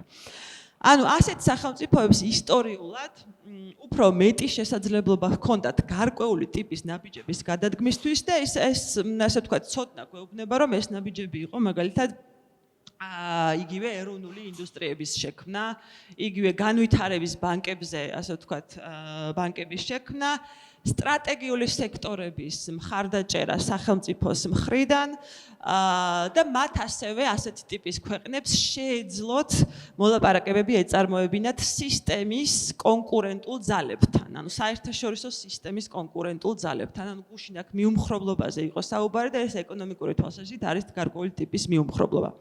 ანუ ეს იმას ნიშნავს, რომ ასეთი ტიპის სახელმწიფოებს ისტორიულად აქვთ გარკვეული ტიპის სახელმწიფოებრივი და ინსტიტუციური შესაძლებლობები, ისინი ფლობენ გარკვეული ტიპის ადგილობრივი კაპიტალის ბაზას და მათ შეუძლიათ სხვადასხვა გლობალურ ძალებს შორის მანევრის გაკეთება.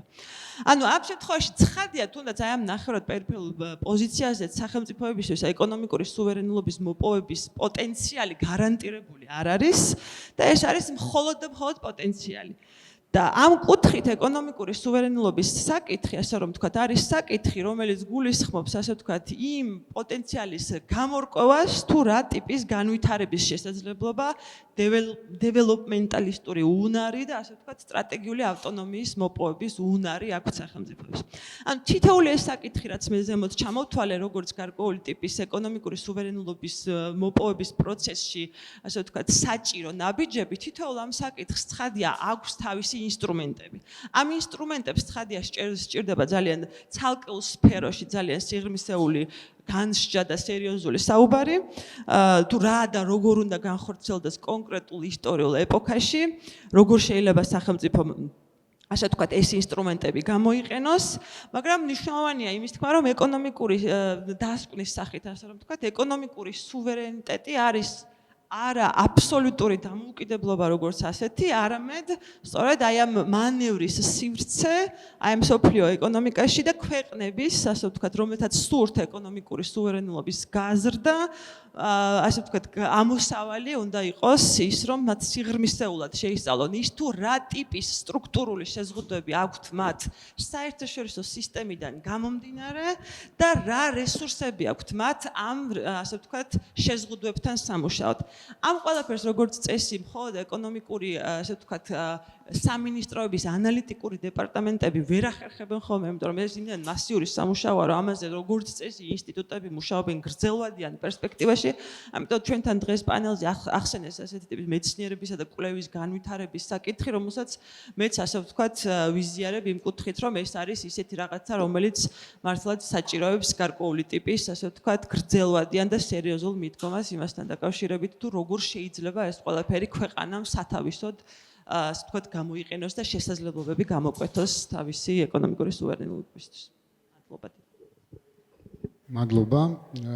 ესე იგი მე მინდა რომ ეს თემა გავაგრძელოთ თამთამარი დაშულთან სწორედ რომ ესე იგი არსებობს ასე რაზეც ისაუბრა ნინომ გარკვეული თვალსაზრისით ეს იყო ისტორიული პროცესები, ანუ გარკვეული სახელმწიფოები რომელიც ახსენა, მათი განვითარების ასე ვთქვათ განვითარება ემთხვევა ისტორიულად იმ პერიოდს, როდესაც არსებობდა ბიპოლარული სამყარო, პატარა სახელმწიფოებზე ვსაუბრობ და ამ ბიპოლარულ სამყაროში არსებობდა დიდ ძალებს შორის გარკვეული დაპირისპირება და შესაბამისად არსებობდა ინტერესი იმისა, რომ სხვადასხვა მოდელს შეექმნა წარმატების მაგალითები. და შესაბამისად იყო შესაძლებლობა იმისა, რომ მიეცათ აი ესეთი პატარა ქვეყნებისთვის აი სწორედ ეს განვითარების შესაძლებლობა. უნიპოლარული სამყარო ამგვარ ფორმებს არ უშვებს, ის აქმნის ერთი ტიპის წესრიგს და ის ერთი ტიპის წესრიგი აქ იყო განხილული უკვე და შესაბამისად რას ქმნის ამაზეც იყო უკვე საუბარი, მაგრამ დღეს ჩვენ საუბრობთ იმაზე, რომ ეს უნიპოლარული სამყაროს მომენტი სრულდება, გადავდივართ გარკვეულ მულტიპოლარიზმზე, ან როგორი იქნება ის ჯერ რთული სათქმელია, ვერავინ ვერ ამბობს ამას ყველაფერს, მაგრამ აჩენს თუ არა შენი აზრით, აი ეს რაღაცა სიმრავლის ელემენტის გაჩენა, კონკურენციის ელემენტის გაჩენა გლობალურ წესრიგში და დაპირისპირებაში, სუვერენული სახელმწიფოებისთვის ეკონომიკური ინსტრუმენტების გამოყენების შესაძლებლობას და ამ რეალობით სარგებლობის შესაძლებლობას. მადლობა, დავიწყებ ინსტრუმენტებზე საუბრით, ანუ იმისათვის, რომ ქვეყანა განვითარდეს, საჭიროა, რომ ის ფლობდეს ამ ინსტრუმენტების განკარგვის შესაძლებლობას და სწორედ ამ ინსტრუმენტების განკარგვის შესაძლებლობა იძლევა ეკონომიკურ სუვერენიტეტს. თუმცა, ჯერჯერობით მაინც შეზღუდული არის საერთაშორისო წესების გამო ამ ინსტრუმენტების გამოყენება და მოდით დავიწყოთ პირველი ძალიან მნიშვნელოვანი ინსტრუმენტი, რითაც შეიძლება რომ რეალური ეკონომიკა განვითარდეს, არის ტექნოლოგიური ცოდნა. თუმცა ტექნოლოგიური ცოდნა არის შეზღუდული, ის თავისუფალ ბაზარზე არ იყიდება და მას სჭირდება ეკონომიკური და პოლიტიკური ბერკეტები. ზოგი ქვეყანა ისტორიაში რო შევხედოთ, ზუსტად ეკონომიკური ბერკეტებით ახერხებდა, რომ ასე ვთქვათ, ბჭყალებში ეს ტექნოლოგიური ცოდნა ცენტრი ქვეყნებისათვის გამოეძალათ, ზოგნი კი ახერხებდნენ პოლიტიკური ბერკეტებით. სწორედ შენს კითხვაზე პასუხი რო გავცე აქვე, ეს მულტიპოლარული სამყარო ჩემი აზრით აი ამ ბერკეტებს უფრო ზრდის, უფრო მეტი შესაძლებლობა არის, რომ ან ეკონომიკური, ან პოლიტიკური ბერკეტები გქონდეს მულტიპოლარულ სამყაროში. მაგრამ ცოდნა არ არის საკმარისი ინსტრუმენტი, ტექნოლოგიური ცოდნა რეალური ეკონომიკის გასავითარებლად. მეორე მნიშვნელოვანი ეკონომიკური ინსტრუმენტი არის დრო. ახლა რას გულისხმობ დროში? დრო არის საჭირო იმისათვის, რომ ადგილობრივმა კომპანიებმა მასშტაბი გაზარდონ. რა საჭიროა მასშტაბის გაზრდა? მასშტაბი შესაძლებლობას იძლევა, რომ პროდუქციის თვითღირებულების შემცირება მოხდეს და მოდით ერთ მაგალითს მოგიყვანთ. გავიხსენებ იაპონიის ეკონომიკური განვითარების ისტორიას, როდესაც მე ვასწავლობდი 1950-იან წლებში Toyota-ს დამფუძნებელი Eiji Toyota ჩადის ამერიკაში, Ford-ის ქარხანაში და ის აღმოაჩენს, რომ Ford-ს არ აქვს მათზე აღმატებული ტექნოლოგიური ცოდნა. პრობლემა მდგომარეობს იმაში, რომ Ford-ი დღიურად 8000 ავტომობილს აწარმოებს, ხოლო Toyota მხოლოდ 40-ს. შესაბამისად, Eiji Toyota ხვდება, რომ საჭირო არის მასშტაბის ძალიან გაზრდა, ძალიან მოკლე დროში. მაგრამ სანამ თავისუფალი კონკურენცია არსებობს, Toyota ვერ გაიზრდება, იმიტომ რომ თუ კონკურენცია შევა Ford-თან, ის ეგრევე დამარცხდება. ამისთვის საჭირო არის დრო. Toyota-ს უნდა მიეცეს დრო იმისათვის, რომ გაიზარდოს. ამ დროის მიცემა შესაძლებელი კი არის მხოლოდ იმპორტის შეზღუდვით. ამას ძალიან კარგად ხვდება იაპონიის მთავრობა და 1950-იან წლებში ავტომობილების იმპორტს სრულიად აჩერებს უცხოეთიდან, რაც აძლევს შესაძლებლობას Toyota-ს და სხვა ადგილობრივ კომპანიებს, რომ გაიზარდონ. თუმცა ეს ინსტრუმენტი შეზღუდულია საერთაშორისო ნორმებით, მსოფლიო სავაჭრო ორგანიზაცია არ აძლევს შესაძლებლობას მით უმეტეს პერიფერიის ქვეყნებს, რომ ეს ინსტრუმენტი გამოიყენონ, იმიტომ რომ მათ არ აქვთ ეკონომიკური და პოლიტიკური ბერკეტები. ეხლა მესამე ინსტრუმენტზე უნდა გადავიდე. მესამე ინსტრუმენტი ეს არის IAP რესურსები. და IAP რესურსების მიღწევა, საწარმოო რესურსების მიღწევის შესაძლებლობა, ეს არის დაბალი საპროცენტო განაკვეთები. დაბალი საპროცენტო განაკვეთებით მიღწევა IAP კაპიტალი და რადგან საპროცენტო განაკვეთების შედეგად ხდება ადგილობრივი ვალუტის გაუფასურება, ადგილობრივი ვალუტის გაუფასურება თავის მხრივ იწვევს მუშახელის, ნედლეულის ადგილობრივი და ადგილობრივი მიწის გაიაფებას. ანუ ერთი ამ ინსტრუმენტით, რომელიც არის განაკვეთების, საპროცენტო განაკვეთების შემცირება, ამით ხდება გაიაფება ყველა ადგილობრივი საწარმოო რესურსის. თუმცა ეს ინსტრუმენტიც დღევანდელი საერთაშორისო წესებით არის შეზღუდული. საერთაშორისო სავალუტო ფონდი ქვეყნებს უწესებს ეგრეთ წოდებულ შეზღუდვას. ყველა ქვეყანა არის ინფლაციის ტარგეტირების რეჟიმში და რადგან საპროცენტო განაკვეთების შემცირება ზრდის ინფლაციას, შესაბამისად ეს ინსტრუმენტი მსოფლიო სავალუტო ორგანიზაციის მიერ არის შეზღუდული. საერთაშორისო სავალუტო ორგანიზაციის მიერ უბრალოდ. აქაც რა თქმა უნდა, გარკვეულ ქვეყნებს ეძლევათ შესაძლებლობა, რომ ამ წესებს გადაუხვიონ, კიდევ ვიმეორებ, რაიმე პოლიტიკური ან ეკონომიკური ბერკეტების საშუალებით. და აქ მინდა მაგალითად მოვიყვანო თურქეთი, რომელმაც 2022 წელს ერდოღანმა დაანონსა, რომ ის შეამცირებდა საპროცენტო განაკვეთებს მკვეთრად. რა თქმა უნდა, ამას ძალიან დიდი წინააღმდეგობა მოყვა მაინც საერთაშორისო საზოგადოებისგან, თუმცა ერდოღანმა ამ გეზს ეს გეზი არ შეცვალა და შედეგად მივიღეთ ის, რომ დღეისათვის თურქეთის რეალური ეკონომიკა არის გაზრდილი, ექსპორტი არის გაზრდილი, ასევე შედარებისათვის მინდა გითხრათ, რომ თურქეთში უფრო IAP-ია დღეს მუშახელი დოლარში გამოხატული, ვიდრე საქართველოში, რაც ნიშნავს იმას, რომ მას უფრო მეტი საინვესტიციო პოტენციალი აქვს, მაგალითად, ვიდრე საქართველოს. თან ისიც არის, რომ თურქეთს ბევრი სხვა ეკონომიკური სიკეთე აქვს, ვიდრე საქართველოს, ხო? და ასევე შედეგი, რაც თურქეთმა მიიღო, არის ის, რომ მან განავითარა ავტომობილების ინდუსტრია, კერძოდ 2022 წელს შეიქმნა ელექტრომანქანების ბრენდი TOG-ი, რომელმაც პირველი ადგილი დაიკავა ადგილობრივ გაყიდვებში უკვე 2026 წლისათვის, მან ჩაანაცვლა Tesla და BYD-ც კი. და ძალიან მნიშვნელოვანი რატო არის ავტომობილების ინდუსტრია, იმიტომ რომ ის შედგება 300,000 სხვადასხვა დეტალისა და ნაწილისაგან და თუ შენ შეძლებ როგორც ქვეყანა რომ ეს ინდუსტრია განავითარო, ეს ნიშნავს იმას რომ თელ სხვა ეკონომიკურ დარგებსაც განავითარებს, იმიტომ რომ ეს ინდუსტრია ქმნის სხვა დარგებზე მოთხოვნას. და აქ ასევე უნდა ითქვას ძალიან მნიშვნელოვანი, რომ თუ 2022 წლისათვის თურქეთი მხოლოდ 50% იყენებდა ადგილობრივი წარმოშობის დეტალებსა და ნაწილებს, დღეს ეს რიცხვი უკვე 85%-მდე არის გაზრდილი, ანუ ეს ადასტურებს იმას, რომ აი ამ ინდუსტრიამ, ასე ვთქვათ, ამოქაჩა სხვა დარგები თურქეთში. და საბოლოოდ შეჯამების სახით მინდა ისევ გავმეორდე, ჩამოვთვალე 3 ძირითადი ინსტრუმენტი, ეს არის ტექნოლოგიური ცოდნა, მეორე ეს არის იმპორტის შეზღუდვის შესაძლებლობა, რომელიც კომპანიებს აძლევს დროს რომ გაიზარდონ და მესამე ეს არის ადგილობრივი რესურსების გაიაფება საპროცენტო განაკვეთის შემცირების გზით.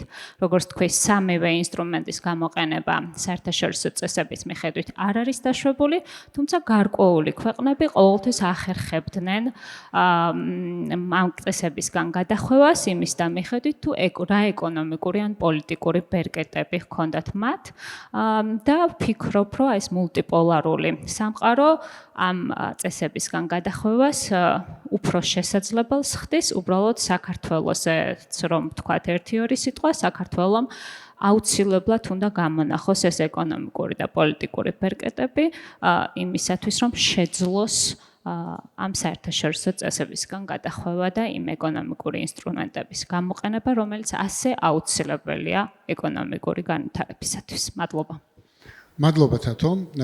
პასკალ, როგორც იქნება მოვედით თქვენამდე, ესე იგი გუშინ გაიმართა ერთი ძალიან საინტერესო პანელი, რომელიც ნეიტრალიტეტს ეხებოდა. და ჩვენ შეგვიძლია მე ჩემი აზრით ეს ორი საკითხი ერთმანეთთან დავაკავშიროთ და ამით შევაჯამოთ ჩვენი დღევანდელი პანელი. და რატომ? იმიტომ რომ ეს ორი რამ ერთმანეთთან ჩემი აზრით ძალიან მნიშვნელოვნად არის გადაჯაჭვული. სუვერენიტეტის გარეშე ნეიტრალურად ყოფნა შეუძლებელია და ნეიტრალიტეტი ასევე შეიძლება იყოს სუვერენიტეტის ერთ-ერთი მნიშვნელოვანი გარანტია.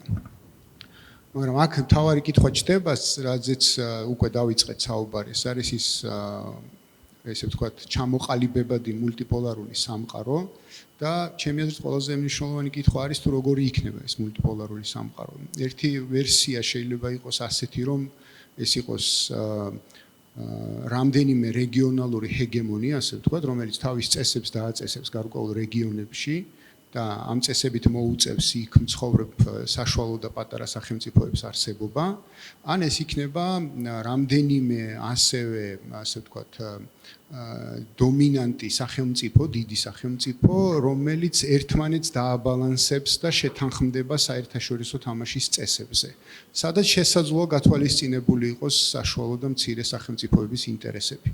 ეს ალბათ ფუნდამენტურად მნიშვნელოვანია იმისთვის, რომ ნეიტრალიტეტზეც და სუვერენიტეტზეც ვიმსჯელოთ. რას ფიქრობთ ამაზე? Thank you very much for this. დიდი მადლობა. ეს ყოველივე ჩემთვის უაღრესად საინტერესოა, რადგან სუვერენიტეტის საკითხი პირველ რიგში კონტროლს ეხება. სუვერენიტეტი მთლიანად კონტროლზეა იმაზე, თუ რისი გაკონტროლება შეგვიძლია და რისი არა. რა თქმა უნდა, კონტროლის სხვადასხვა დონე არსებობს. და ეს თემა აბსოლუტურად უკავშირდება ნეიტრალიტეტს. თანამედროვე საერთაშორისო სისტემა გეოგრაფიაზეა დაფუძნებული, სადაც სუვერენიტეტი საბოლოო ჯამში გეოგრაფიულ ერთეულებს ეკუთვნით. ფიქრობ, ეს მიდგომა, რომ სუვერენიტეტი სწორედ გეოგრაფიულ საზღვრებში არსებობს, ალბათ არც შეიცვლება. წარსულში ნაციონალურ სახელმწიფოს ერთადერთი საპირწონე კონცეფცია ორგანიზებული რელიგია იყო. ყველა მონოთეისტური რელიგია იწყება იმით, რომ ვიღაცას შემოაქვს გარკვეულ კანონთა სისტემა. იქნება ეს ებრაული თორა, ქრისტიანული ბიბლია თუ მუსლიმური ყურანი. ეს იყო ალტერნატიული მოდელი, რომელიც ამბობდა, რომ სუვერენული ის კი არ არის, ვინც ტერიტორიას აკონტროლებს, არამედ ის, ვინც რელიგიურ ლიდერად გვევლინება. ხოლო ყველამ, ვინც ამ რელიგიის ნაწილია, მას უნდა დაუჯეროს. თუმცა ამ მორჩილების სანაცვლოდ ადამიანები სარგებელს იღებდნენ და ამ კონტექსტში ვაჭრობაც გამარტივებული იყო. მაგალითად, ჩრდილოეთ აფრიკაში მყოფი მუსლიმი ადვილად ივაჭრებდა აზიის კონტინენტზე მყოფ მუსლიმთან, რადგან ისინი ერთსა და იმავე კანონს ემორჩილებოდნენ. დღეს ჩვენ ასე არ ვიქცევით. დღეს სამართალს სწორედ გეოგრაფიულ ტერიტორიებზე დაყრდნობით ვაორგანიზებთ. ბოლო 500 წლის განმავლობაში ჩვენ ვხედავთ, რომ ამ საზღვრებზე მუდმივი მოლაპარაკებები მიმდინარეობს. სად იწყება ერთი სუვერენული სუბიექტი, სად მთავრდება და სად იწყება მეორე. ამ კონტექსტში საერთაშორისო ურთიერთობებში სუვერენიტეტი ცოტათი სიყვარულს გავს. ყველას სურს იგი, თუმცა მის მისაღებად აუცილებელია სხვასთან მოლაპარაკება. ხოლო თუ ზედმეტად გადააჭარბებ, ეს უკვე ძალადობად იქცევა.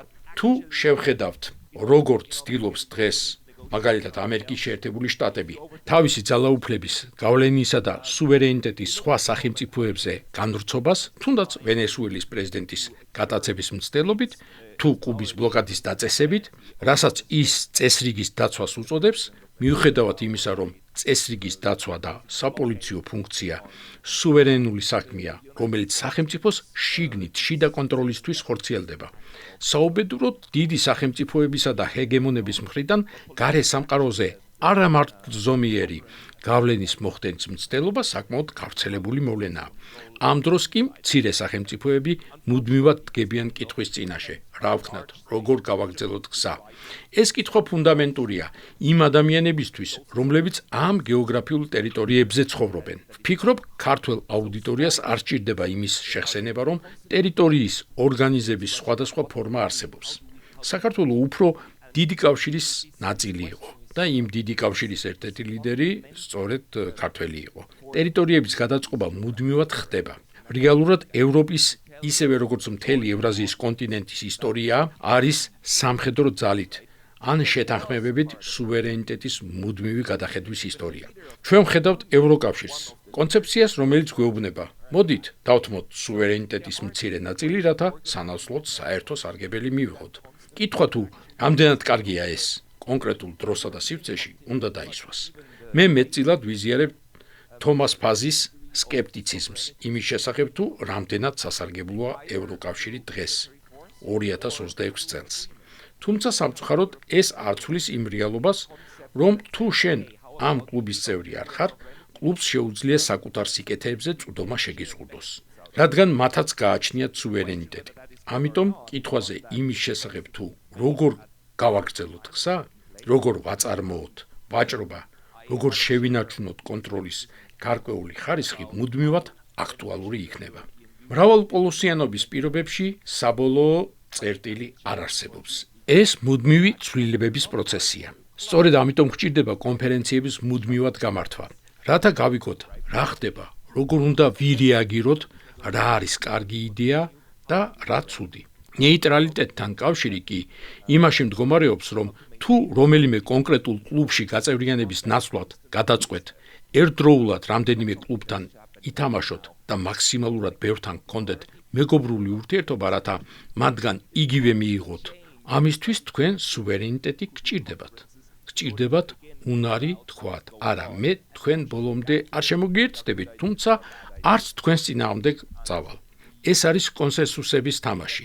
განსაკუთრებით კი მცირე სახელმწიფოების ძირითადი გამოწვევა ის გახლავთ, რომ მათ მუდმივად უწევთ ფიქრი იმაზე, როგორ დააინტერესონ დიდი მოთამაშეები საკუთარი იდეებითა და ამავდროულად უფრო მეტი არ დაკარგონ. საბოლოო ჯამში სუვერენიტეტის საკითხი განისაზღვრება კითხვით, თუ რისი გაკონტროლება შეგვიძლია, რამდენად გსურს ეს კონტროლი და რამდენი კონტროლი გვჭირდება. სხვადასხვა სახელმწიფოს ამ კითხვაზე სხვადასხვა დროს განსხვავებული პასუხი აქვს. საქართველოსთვის კი ჩემი აზრით ყველაზე მნიშვნელოვანია ფოკუსირება იმაზე, თუ რა სჭირდება მას, კონტროლის რა ხარისხია მისთვის აუცილებელი, როგორ შეუძლია მიაღწიოს სასურველ კეთილდღეობას და რომელ პარტნიორებთან ერთად რა გზით არის ეს შესაძლებელი. არც ერთი სახელმწიფო არ არის აბსოლუტურად სუვერენული და არც ერთი თანამედროვე სახელმწიფო, რომელიც გაეროში ზის, არ არის ბოლომდე უსუსურად დამოკიდებული. ყოველთვის არსებობს მანევრების მცირე სივრცე, რათა ეს განსხვავებები საკუთარ სასარგებლოდ გამოიყენო. განსაკუთრებით კი იმ ქვეყნებს, რომლებიც ბევრი დიდი სახელმწიფოს გარემოცვაში, ცენტრში იმყოფება.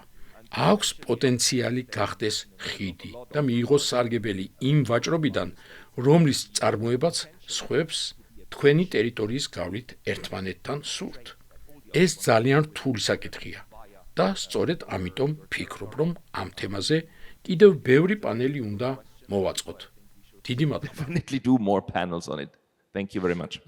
მადლობა პასკალ. ესე იგი, პირველ რიგში თქვენის ნებართვით მინდა მადლობა გადაუხადო ყველა ჩვენს მომხსენებელს ამ მოხსენებებისთვის.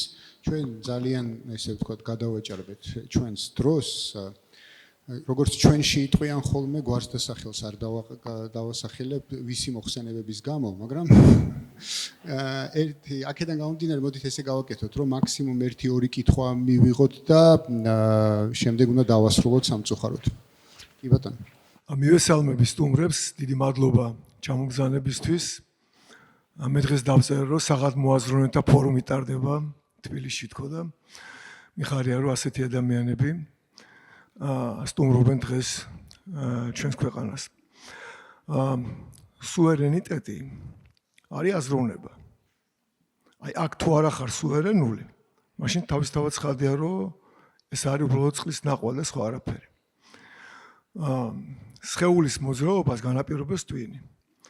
ჩვენ ახლა ვგევართ, აი ჩიც რო გალის კარს გაუღებენ და რო არ გამოდის, იმიტომ რომ ეშინია იმ თავისუფალი სამყაროს შესვლის. შევაერთებ ერთად. ნეიტრალიტეტი ჩვენი არჩევანი არის. ეს მთავრობის არჩევანიც არის, მაგრამ მთავრობა ამას ზედმეტად ფრთხილობს, მე ესე ვიტყოდი. შიშობს, რომ ამ არჩევანს, იმიტომ რომ ნეიტრალიტეტის უფლებას ჩვენ არ გვაძლევენ. ჩვენ ხო ვიცით, რომ სწორედ ამის გამო ანჯღრევენ უკვე მე რამდენი წელია დღეს საქართველოს. პირდაპირ ჩამოდიან ევროკავშირის პარლამენტის წევრები და მიტინგებზე დგანან სახელმწიფოს დამხობის მოთხოვნით, ხო? და აი გლერმა თქვა წინა პანელზე ძალიან უბრალოდ ყველასთვის გასაგები რამ. რომ იმის დროს როცა შეხედავ, რომ ერთი დიდი სახელმწიფო პირდაპირ თქვა ჩვენ ახლა ვინ არის შემაწუხებელი, ვისი აქტიობა საქართველოს შემაწუხებელი და რეგიონში. შეერთებული შტატების, ხო, ისინი განაპირობებენ ამას. ევროპამ დაკარგა თავისი პოლიტიკური ზონა ისეთი, რომ სხვის საქმეებში ერეოდით, თუმცა ჩვენ საქმეებში ჩარევას ისინი ცდილობენ. ასეთ შემთხვევაში შეიძლება გამოიყენო მეორე დიდი სახელმწიფო. ანუ პირდაპირ რო ვთქვათ, ამერიკის შემაწუხებელი აქტივობა ჩვენ შეგვიძლია დავაბალანსოთ რუსული ფაქტორით. აი ეს არის სუვერენული აზროვნება და მე ყველაზე ჭკვიანი კი არ ვარ ჩემზე, ბევრად უფრო ჭკვიანი ადამიანები არიან თავრობაში. უბრალოდ ამ ნაბიჯის გადადგმას ერიდებიან. და აი ეს ფორუმი ახლა მე რასაც დღეს ვხედავ და გულში ვხედავ, ხო? ეს არის სხვათა შორის, აი თქვენ უფრო ადეკვატურები იყავთ საქართველოს რეალობაში, ვიდრე ერთ-ერთი ქართველი, რომელიც გამოდიოდა და კიდე ევროატლანტიკურ ფანტაზიებზე ლაპარაკობდა გუშინდელი ერთ-ერთი პანელის დროს. აი დიდი მადლობა მინდა ყველას გადაგიხავთ და ერთი ძალიან 30 წამში ჩავატევ. აი ძალიან საინტერესო სიუჟეტი განვითარდა ეხლა. შეესაბამება ამას საქართველოში მარკო რუბიოს ჩამოსვლასთან დაკავშირებით. მარკო რუბიომ იმისათვის, რომ საქართველო გამოიყენოს კავკასიის მხრიდან იქ ირანთან რაღაცა მისადგომების მოძებნაში, გამოიყენა ჩვენი არასუვერენული აზროვნება. და ის რაც მათ სჭირდებოდათ იმის გაკეთებაში, რადგან ჩვენ გვჭირდებოდა, რომ ვიღაცამ გაღიაროს და ვიღაცამ თქვას, რომ იცი აქ საქართველოს დემოკრატიულად არჩეული ხელისუფლება ყავს, სწორედ მათი სურვილები მოგვახვია თავს, რადგან ძალიან დიდი აღშფოთება გამოიწვია ქართულ საზოგადოებაში და გუშინ პრემიერ-მინისტრის განცხადება იყო აბსოლუტურად ღირსეული. ეს იყო სუვერენული პრემიერ-მინისტრის და ხელისუფლის განცხადება, რაც უპასუხა მარკო რუბიოს პრემიერ-მინისტრმა. მადლობა, არჩილ გისმენთ. გამარჯობა, არჩილ ცხარულიძე, პოლიტოლოგი მკვლევარი, დიდი მადლობა გამოსვლისთვის. მე მაქვს შეკითხვა ფაქტიურად ამასთან, რაზეც ვისაუბრეთ. იქნებ დაასახელოთ ვისთან, რომ ყველასთან, იმიტომ ეს შეკითხვა უფრო ზოგადია, ხარ მინდა ვიღაცას ზუსტად მიმართო. იმიტომ პასუხი ცოტა მაშინ მოდით მე დავსვო ქართულ იმეებს მინდა გასაკუთრებით ბატონ ეხვაეს, იმიტომ რომ მაინც მთავრობასთან უფრო ახლოს არის. ჩვენ ვისაუბრეთ სუვერენიტეტზე, პრაგმატიზმზე, მოდი პირდაპირ ვაღიაროთ. უკრაინაში ომამდე ამას საუბარი არ იყო. ყველა კონფერენციებზე იყო საუბარი იმაზე, რომ და სამეცნიერო კვლევებშიც იყო ასახული, რომ საქართველოს იყო გამონაკლისი პრაგმატულობიდან, რომ ჩვენ ვიყავით ღირებულებითი სახელმწიფო, რომელიც ვწირავდით პრაგმატულ იდეებს ღირებულებებისთვის. 2022 წლიდან უცბად შეიცვალა და ჩვენ გვესმის პრაგმატულობა და სუვერენიტეტი. შეკითხვა ასეთია: თქვენი აზრით ეს არის გეოპოლიტიკური კრიზის მენეჯმენტი, დროებით რომელიც ელოდება შეთანხმებას და მერე დაუბრუნდება ისევ ევროპულ ღირებულებებს, თუ ეს არის რეალური პოლიტიკური გარღვევა, როცა ხალხს ესმის, რომ ესე იგი ქართულს შეუძლია აწარმოოს თავისი პროდუქტი, მენტალური, სამეცნიერო, სამეწარმეო და ჩვენ შეგვიძლია რეალურად ვიყოთ კონკურენტუნარიანები, მზად ვართ ამაზე ავიღოთ პასუხისმგებლობა. მადლობა. თუ რადგან ბატონ ჯონდის უფრო რეპლიკა ქონდა, თუ არის კიდე ერთი კითხვა ავიღოთ და მე მიცეთ საშუალება პასუხის. მოგესალმებით, ლაშა შემოთავა. ზოგი თქვენგანი მიცნობთ. მე პირველ რიგში დიდი მადლობა მინდა მოგახსენოთ აი ღონისძიების ორგანიზატორებს, აქ დამსწრეებს, მოსენებლებს. ჩემი პოზიცია მინდა გამოთქვას ამ კითხვას დავსვამ. ერთია სურვილი, მეორეა შესაძლებლობა. მეცნიერებაზე უკეთ, შესაძლებლობებზე, ამ ეტაპზე ვერაფერი და ვერავინ გვეტყვის. შესაბამისად მე მოგიწოდებთ, რომ გაგრძელდეს, გავაგრძელოთ ასეთი ღონისძიებები. უკვე დაიწყო წელს დებატები, დისკუსიები ეროვნულ ტელევიზიებშიც, ესეც გაგრძელდეს, ეს არის ძალიან კარგი საქმე. ამას თუ მოვაყოლებთ სამეცნიერო კონფერენციებს და არა მხოლოდ სამეცნიერო კონფერენციებს, ეს იქნება საუკეთესო შედეგი ჩვენი თვითყოფადობის, იდენტობის, ეროვნული შესაძლებლობის, ეკონომიკაში რა შეგვიძლია, პოლიტიკაში, დიპლომატიაში, საერთაშორისო ურთიერთობებში, მეცნიერებაში რა შეგვიძლია, ვინ ვართ, რანი ვართ, ქართველები რა შეგვიძლია, ეს იქნება უკეთესო შედეგი ასეთი ღონისძიებების და ესეთი პოლიტიკის. ამაზე მეც მე მგონი ჩვენი ხელისუფლება ამ ეტაპზე ვერც გაბედავს, არც მისცემენ ამის საშუალებას და თუ ისეთი შედეგები დადგა, რომ ძირითად კონფლიქტე ძალებს ეს ჩვენი ღონისძიება და ჩვენი მოქმედებები დაეხმარება, აი ბატონ საკვასთან მექნება ეს კითხვა მან გუშინ იძანა, რომ მოვედი აქ თქვენს მოსასმენად და მე ესეთი კითხვა მექნებოდა, რამე თუ მოისმინა ისეთი განსხვავებული, განსაკუთრებული, რომელიც მან დაამახსოვრდა, ან თუ გზნობს ქართველის ხასიათში ისეთ თავისებურებებს და სპეციფიკურ ნიუანსებს, რომელიც აშკარად მიანიშნებს, რომ ქართველები ცოტა განსხვავდებით, თლად ევროპელები არ ვართ, არც თლად აზიელები არ ვართ. რაღაც შეიძლება ვგავდეთ ირლანდიელებს, შოტლანდიელებს, ბასკებს, კორსიკელებს და ესე იგი თუ ნახულობს ამის დამადასტურებელ რამე ფაქტებს. მადლობთ. მადლობა მეგობრებო. ბატონ საკვა. თქვენგან დავიწყოთ და მე ლუკას მივცეთ საშუალება უპასუხოს. Please. Yes, hugely special, very much special. დიახ, ეს უაღრესად სპეციფიური და განსაკუთრებული შემთხვევაა. აშკარაა, რომ საქართველოს ყველანაირი პროცესის გზაჯვარედინზე იმყოფება და ეს ეხება არა მხოლოდ გეოგრაფიას, არამედ სატრანსპორტო კავშირებსაც, ჩრდილოეთს, სამხრეთს, აღმოსავლეთსა და დასავლეთს შორის. თუმცა ჩემი აზრით კიდევ უფრო მნიშვნელოვანი ის არის, რომ საქართველოს ჩვენი დროის უმთავრესი იდეოლოგიური დებატების გზა გასაყარზე დგას. ამიტომ ფუნდამენტური და მისასალმებელია, რომ ჩვენ ახლა ვმართავთ ამ დისკუსიას სუვერენიტეტზე. ანუ არსებითად გადაწყვეტილებების დამოუკიდებლად მიღებისა და საკუთარი ბედის განკარგვის უნარზე. გუშინ ერთ-ერთმა გამომსვლელმა ახსენა გონივრული სახელმწიფო მართვის, ანუ სუვერენიტეტის სწორად მენეჯმენტის აუცილებლობა.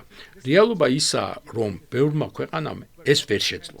უკრაინამ ამ მხრივ კრახი განიცადა, რაზეც მე უკვე 20 წელია ვწერ. მან ვერ შეძლო ბალანსის შენარჩუნება. დღეს ბევრს საუბრობენ მრავალვექტორიან საგარეო პოლიტიკაზე, რაც, რა თქმა უნდა, სხვადასხვა მიმართულებით მუშაობას გულისხმობს. თუმცა ეს პროცესი ხშირად წარუმატებელია. თუ ქვეყანას არ გააჩნია საკუთარი ეროვნული ინტერესების კაფიო განცდა. დღეს დებატები ეროვნული ინტერესების შესახებ კვლავ აქტუალური ხდება. ამ საკითხზე ჩვენ ახლაც მსჯელობთ გაერთიანებულ სამეფოში. ჩვენმა ყოფილმა კოლეგამ ფილიპ კანლიფმა გამოსცა წიგნი სახელწოდებით ეროვნული ინტერესის დაბრუნება. ის სვამს კითხვას, სად გაქრა ეროვნული ინტერესი ბოლო 10 წლეულების განმავლობაში. ის გაუჩინარდა ტონი ბლერისეულ აბსტრაქტულ გლობალიზაციაში. ის ასევე გაქრა ვაშინგტონის ინტერესებში, როდესაც მიიჩნევდნენ, რომ ლონდონისა და ვაშინგტონის პოლიტიკას შორის მცირე ნაპრალიც კი არ უნდა გაჩენილიყო. სწორედ ამიტომ ეს დებატები საქართველოში ფუნდამენტურად მნიშვნელოვანი და გადამწყვეტია მრავალი თვალსაზრისით. მრავალვექტორიანი და მრავალმხრივი საგარეო პოლიტიკა არ უნდა იყოს დამოკიდებული იმაზე, თუ საიდან ქრის ქარი. ის უნდა ეფუძნებოდეს საერთო ეროვნულ კონსენსუსს და მსჯელობას იმის შესახებ, თუ რა შედის რეალურად ქვეყნის ეროვნულ ინტერესებში. აი, ასეთია ჩემი ხედვა ამ საკითხზე. So that's my view on that. დიდი მადლობა. ლუკა, შენთანაც იყო კითხვა, ამიტომ მადლობა კითხვისთვის. ესე იგი დაუბრუნდები ჩემი სიტყვის დროს, რასაც ავითარებდი, რაც ვერ მოვასწარი ჯეროვნად გამევითარებინა. თამამად შეგვიძლია ვთქვათ, რომ როდესაც სუვერენიტეტზე ვსაუბრობთ და დღეს ბევრი ვისაუბრეთ განსაკუთრებით ერთ-ერთ ასპექტზე ეკონომიკურ სუვერენიტეტზე, მთავარი განზომილება ამ შემთხვევაში არის, რა თქმა უნდა, და საიდანაც რეალური დეკოლონიზაცია იწყება, აზრის ცნობიერების კოგნიტური სუვერენიტეტი. ჩვენ 2003 წლიდან თავს გვახვევდნენ სხვადასხვა იდეოლოგიურ მოსაზრებებს, სხვადასხვა იდეოლოგიურ პარადიგმებს და ვიყავით რეალურად გარედან თავსმოხვეული იდეოლოგიური კლიშეების წყობაში. და რეალური განთავისუფლების პროცესი უნდა ვაღიაროთ, თვალი გაუსწოროთ, რომ დღემდე არ დაწყებულა იმ გაგებით, რომ დღემდე ჩვენი აკადემიური წრეები, სამეცნიერო წრეები არიან ჩაბმული მეტწილად დასავლურ აკადემიურ აზრზე. ანუ ადგილზე არ ხდება ჩვენი უნიკალური ავტონომიური აზრების წარმოება. ეს არის უმთავრესი ფუნდამენტური პრობლემა, რაც ჩემი აზრით ყოველ შემთხვევაში მოგცემს იმის საშუალებას, რომ შემდეგ უკვე სიღრმისეული დისკუსია ვაწარმოოთ ადგილზე შექმნილი მოსაზრებებით და არა თავსმოხვეული და სადღაც კონვერტირებული იმპორტირებული მოსაზრებებით, რა გვჭირდება, როგორი უნდა იყოს ჩვენი განვითარების ხედვა, სად მივდივართ და გრძელვადიან პერსპექტივაში რა გვინდა. ეს პროცესი რეალურად სერიოზულად აკადემიურ დონეზე დღემდე არ დაწყებულა. ჩვენი პირველადი ამოცანაა, მე ესე ვხედავ ამ საკითხს, რომ გარდა იმისა, რომ დღესდღეობით ჩვენ ხო სიტუაციურად პოზიციონირებთ საგარეო პოლიტიკაში და უფრო მეტად რეაქციული ხასიათისაა ჩვენი ყველა გადაწყვეტილება. ანუ რაც ხდება პროცესები გარეთ, იმაზე რეაქციულ რეჟიმში ჩვენი პასუხები გვაქვს. და საკმაოდ კარგად მივდივართ ამ მიმართულებით. თუმცა ჩვენ თუ გვინდა რომ თვისობრივი განვითარება შევძინოთ ჩვენ საგარეო პოლიტიკას და არა მხოლოდ საგარეო პოლიტიკას. აქ უკვე აზრის წარმოების გარეშე და ადგილზე ინტელექტუალური ბაზის შექმნის გარეშე უბრალოდ შეუძლებელია. ჩვენ თუ გვინდა გადავიდეთ სტრატეგიულ აზროვნებაზე ნაცვლად ინერციული და რეაქციული აზროვნებისა, აქ უკვე გვჭირდება მთლიანად აკადემიური აზრის, ანალიტიკური ცენტრების განვითარება და შემდეგ უკვე ამ პროცესში შეიქმნება ის, რაც ჭეშმარიტად ჩვენი იქნება. ანუ მოკლედ რომ შევაჯამო, მე დროს აღარ წავიღებ, გასაგებია, რომ უკრაინის ომის დაწყებიდან ჩვენ ძალიან ფრთხილად, ძალიან სტრატეგიულად და ვცდილობთ, რომ აი მართლაც დივერსიფიცირებული და მულტივექტორული საგარეო პოლიტიკა ვაწარმოოთ და დღემდე ეს გამოგვდის კარგად. აქ ცალსახად შეგვიძლია ვთქვათ, რომ ამ მიმართულებით წარმატებულები ვართ. მაგრამ ჩვენ თუ გვინდა ამ ყველაფერს მეტი სიღრმე, მეტი სიმტკიცე შევძინოთ, ამისათვის უკვე ადგილზე მოსაბილიზებელია ის ინტელექტუალური რესურსი, რაც შემოგრჩა და შესაქმნელია უკვე ჩვენი ხედვები სოფლიო პოლიტიკაზე და ახალი პარადიგმა, ახალი აზროვნების სისტემა, რითაც ჩვენ უნიკალურ ნიშას დავიმკვიდრებთ საერთაშორისო ურთიერთობაში. ანუ დღესდღეობით ჩვენ ესე პირდაპირ გულწრფელად რო ვთქვათ, უნიკალური ნიშა საერთაშორისო ურთიერთობაში არ გვაქვს. ძიების პროცესში ვართ, კი, აი ხელჩასაჭირი გვაქვს ხოლმე შუადერეფანზე ვსაუბრობთ, რომ შვიდობის პლატფორმა უნდა გავხდეთ, მაგრამ ამ ყველაფერს სჭირდება აკადემიური ფუნდამენტური დაფუძნებები. ამის შემდეგაც ვიდგებით მყარად და ამის შემდეგაც გვექნება ჩვენი პასუხი იმ სოფლიო გამოწვევებზე, რაც ჩვენ გარშემო არსებობს და რაც გლობალურად არსებობს. მადლობა. მადლობა ლუკა. მოკლედ, ესე იგი, არჩილის კითხვაზე ლუკას პასუხს არჩილის კითხვაზე ლუკას პასუხის განვითარებას რომ მივყოთ ხელი, უნდა დავაკვირდეთ იმას, თუ დაიწყებს ხელისუფლება აკადემიური, ესე ვთქვათ, კვლევითი სისტემის განვითარებას და დაფუძნებას, ამ შემთხვევაში შეგვიძლია ვთქვათ, რომ ეს არის სისტემური გადააზრება და თუ ეს ყველაფერი არ მოხდება უახლოეს მომავალში, აქედან გამომდინარე შეგვიძლია ვთქვათ, რომ ეს იყო ეპიზოდი, რეაქცია არსებულ გამოწვევებზე, რომელიც გლობალურმა წესრიგმა შემოგთავაზა, ასე ვთქვათ, ხო?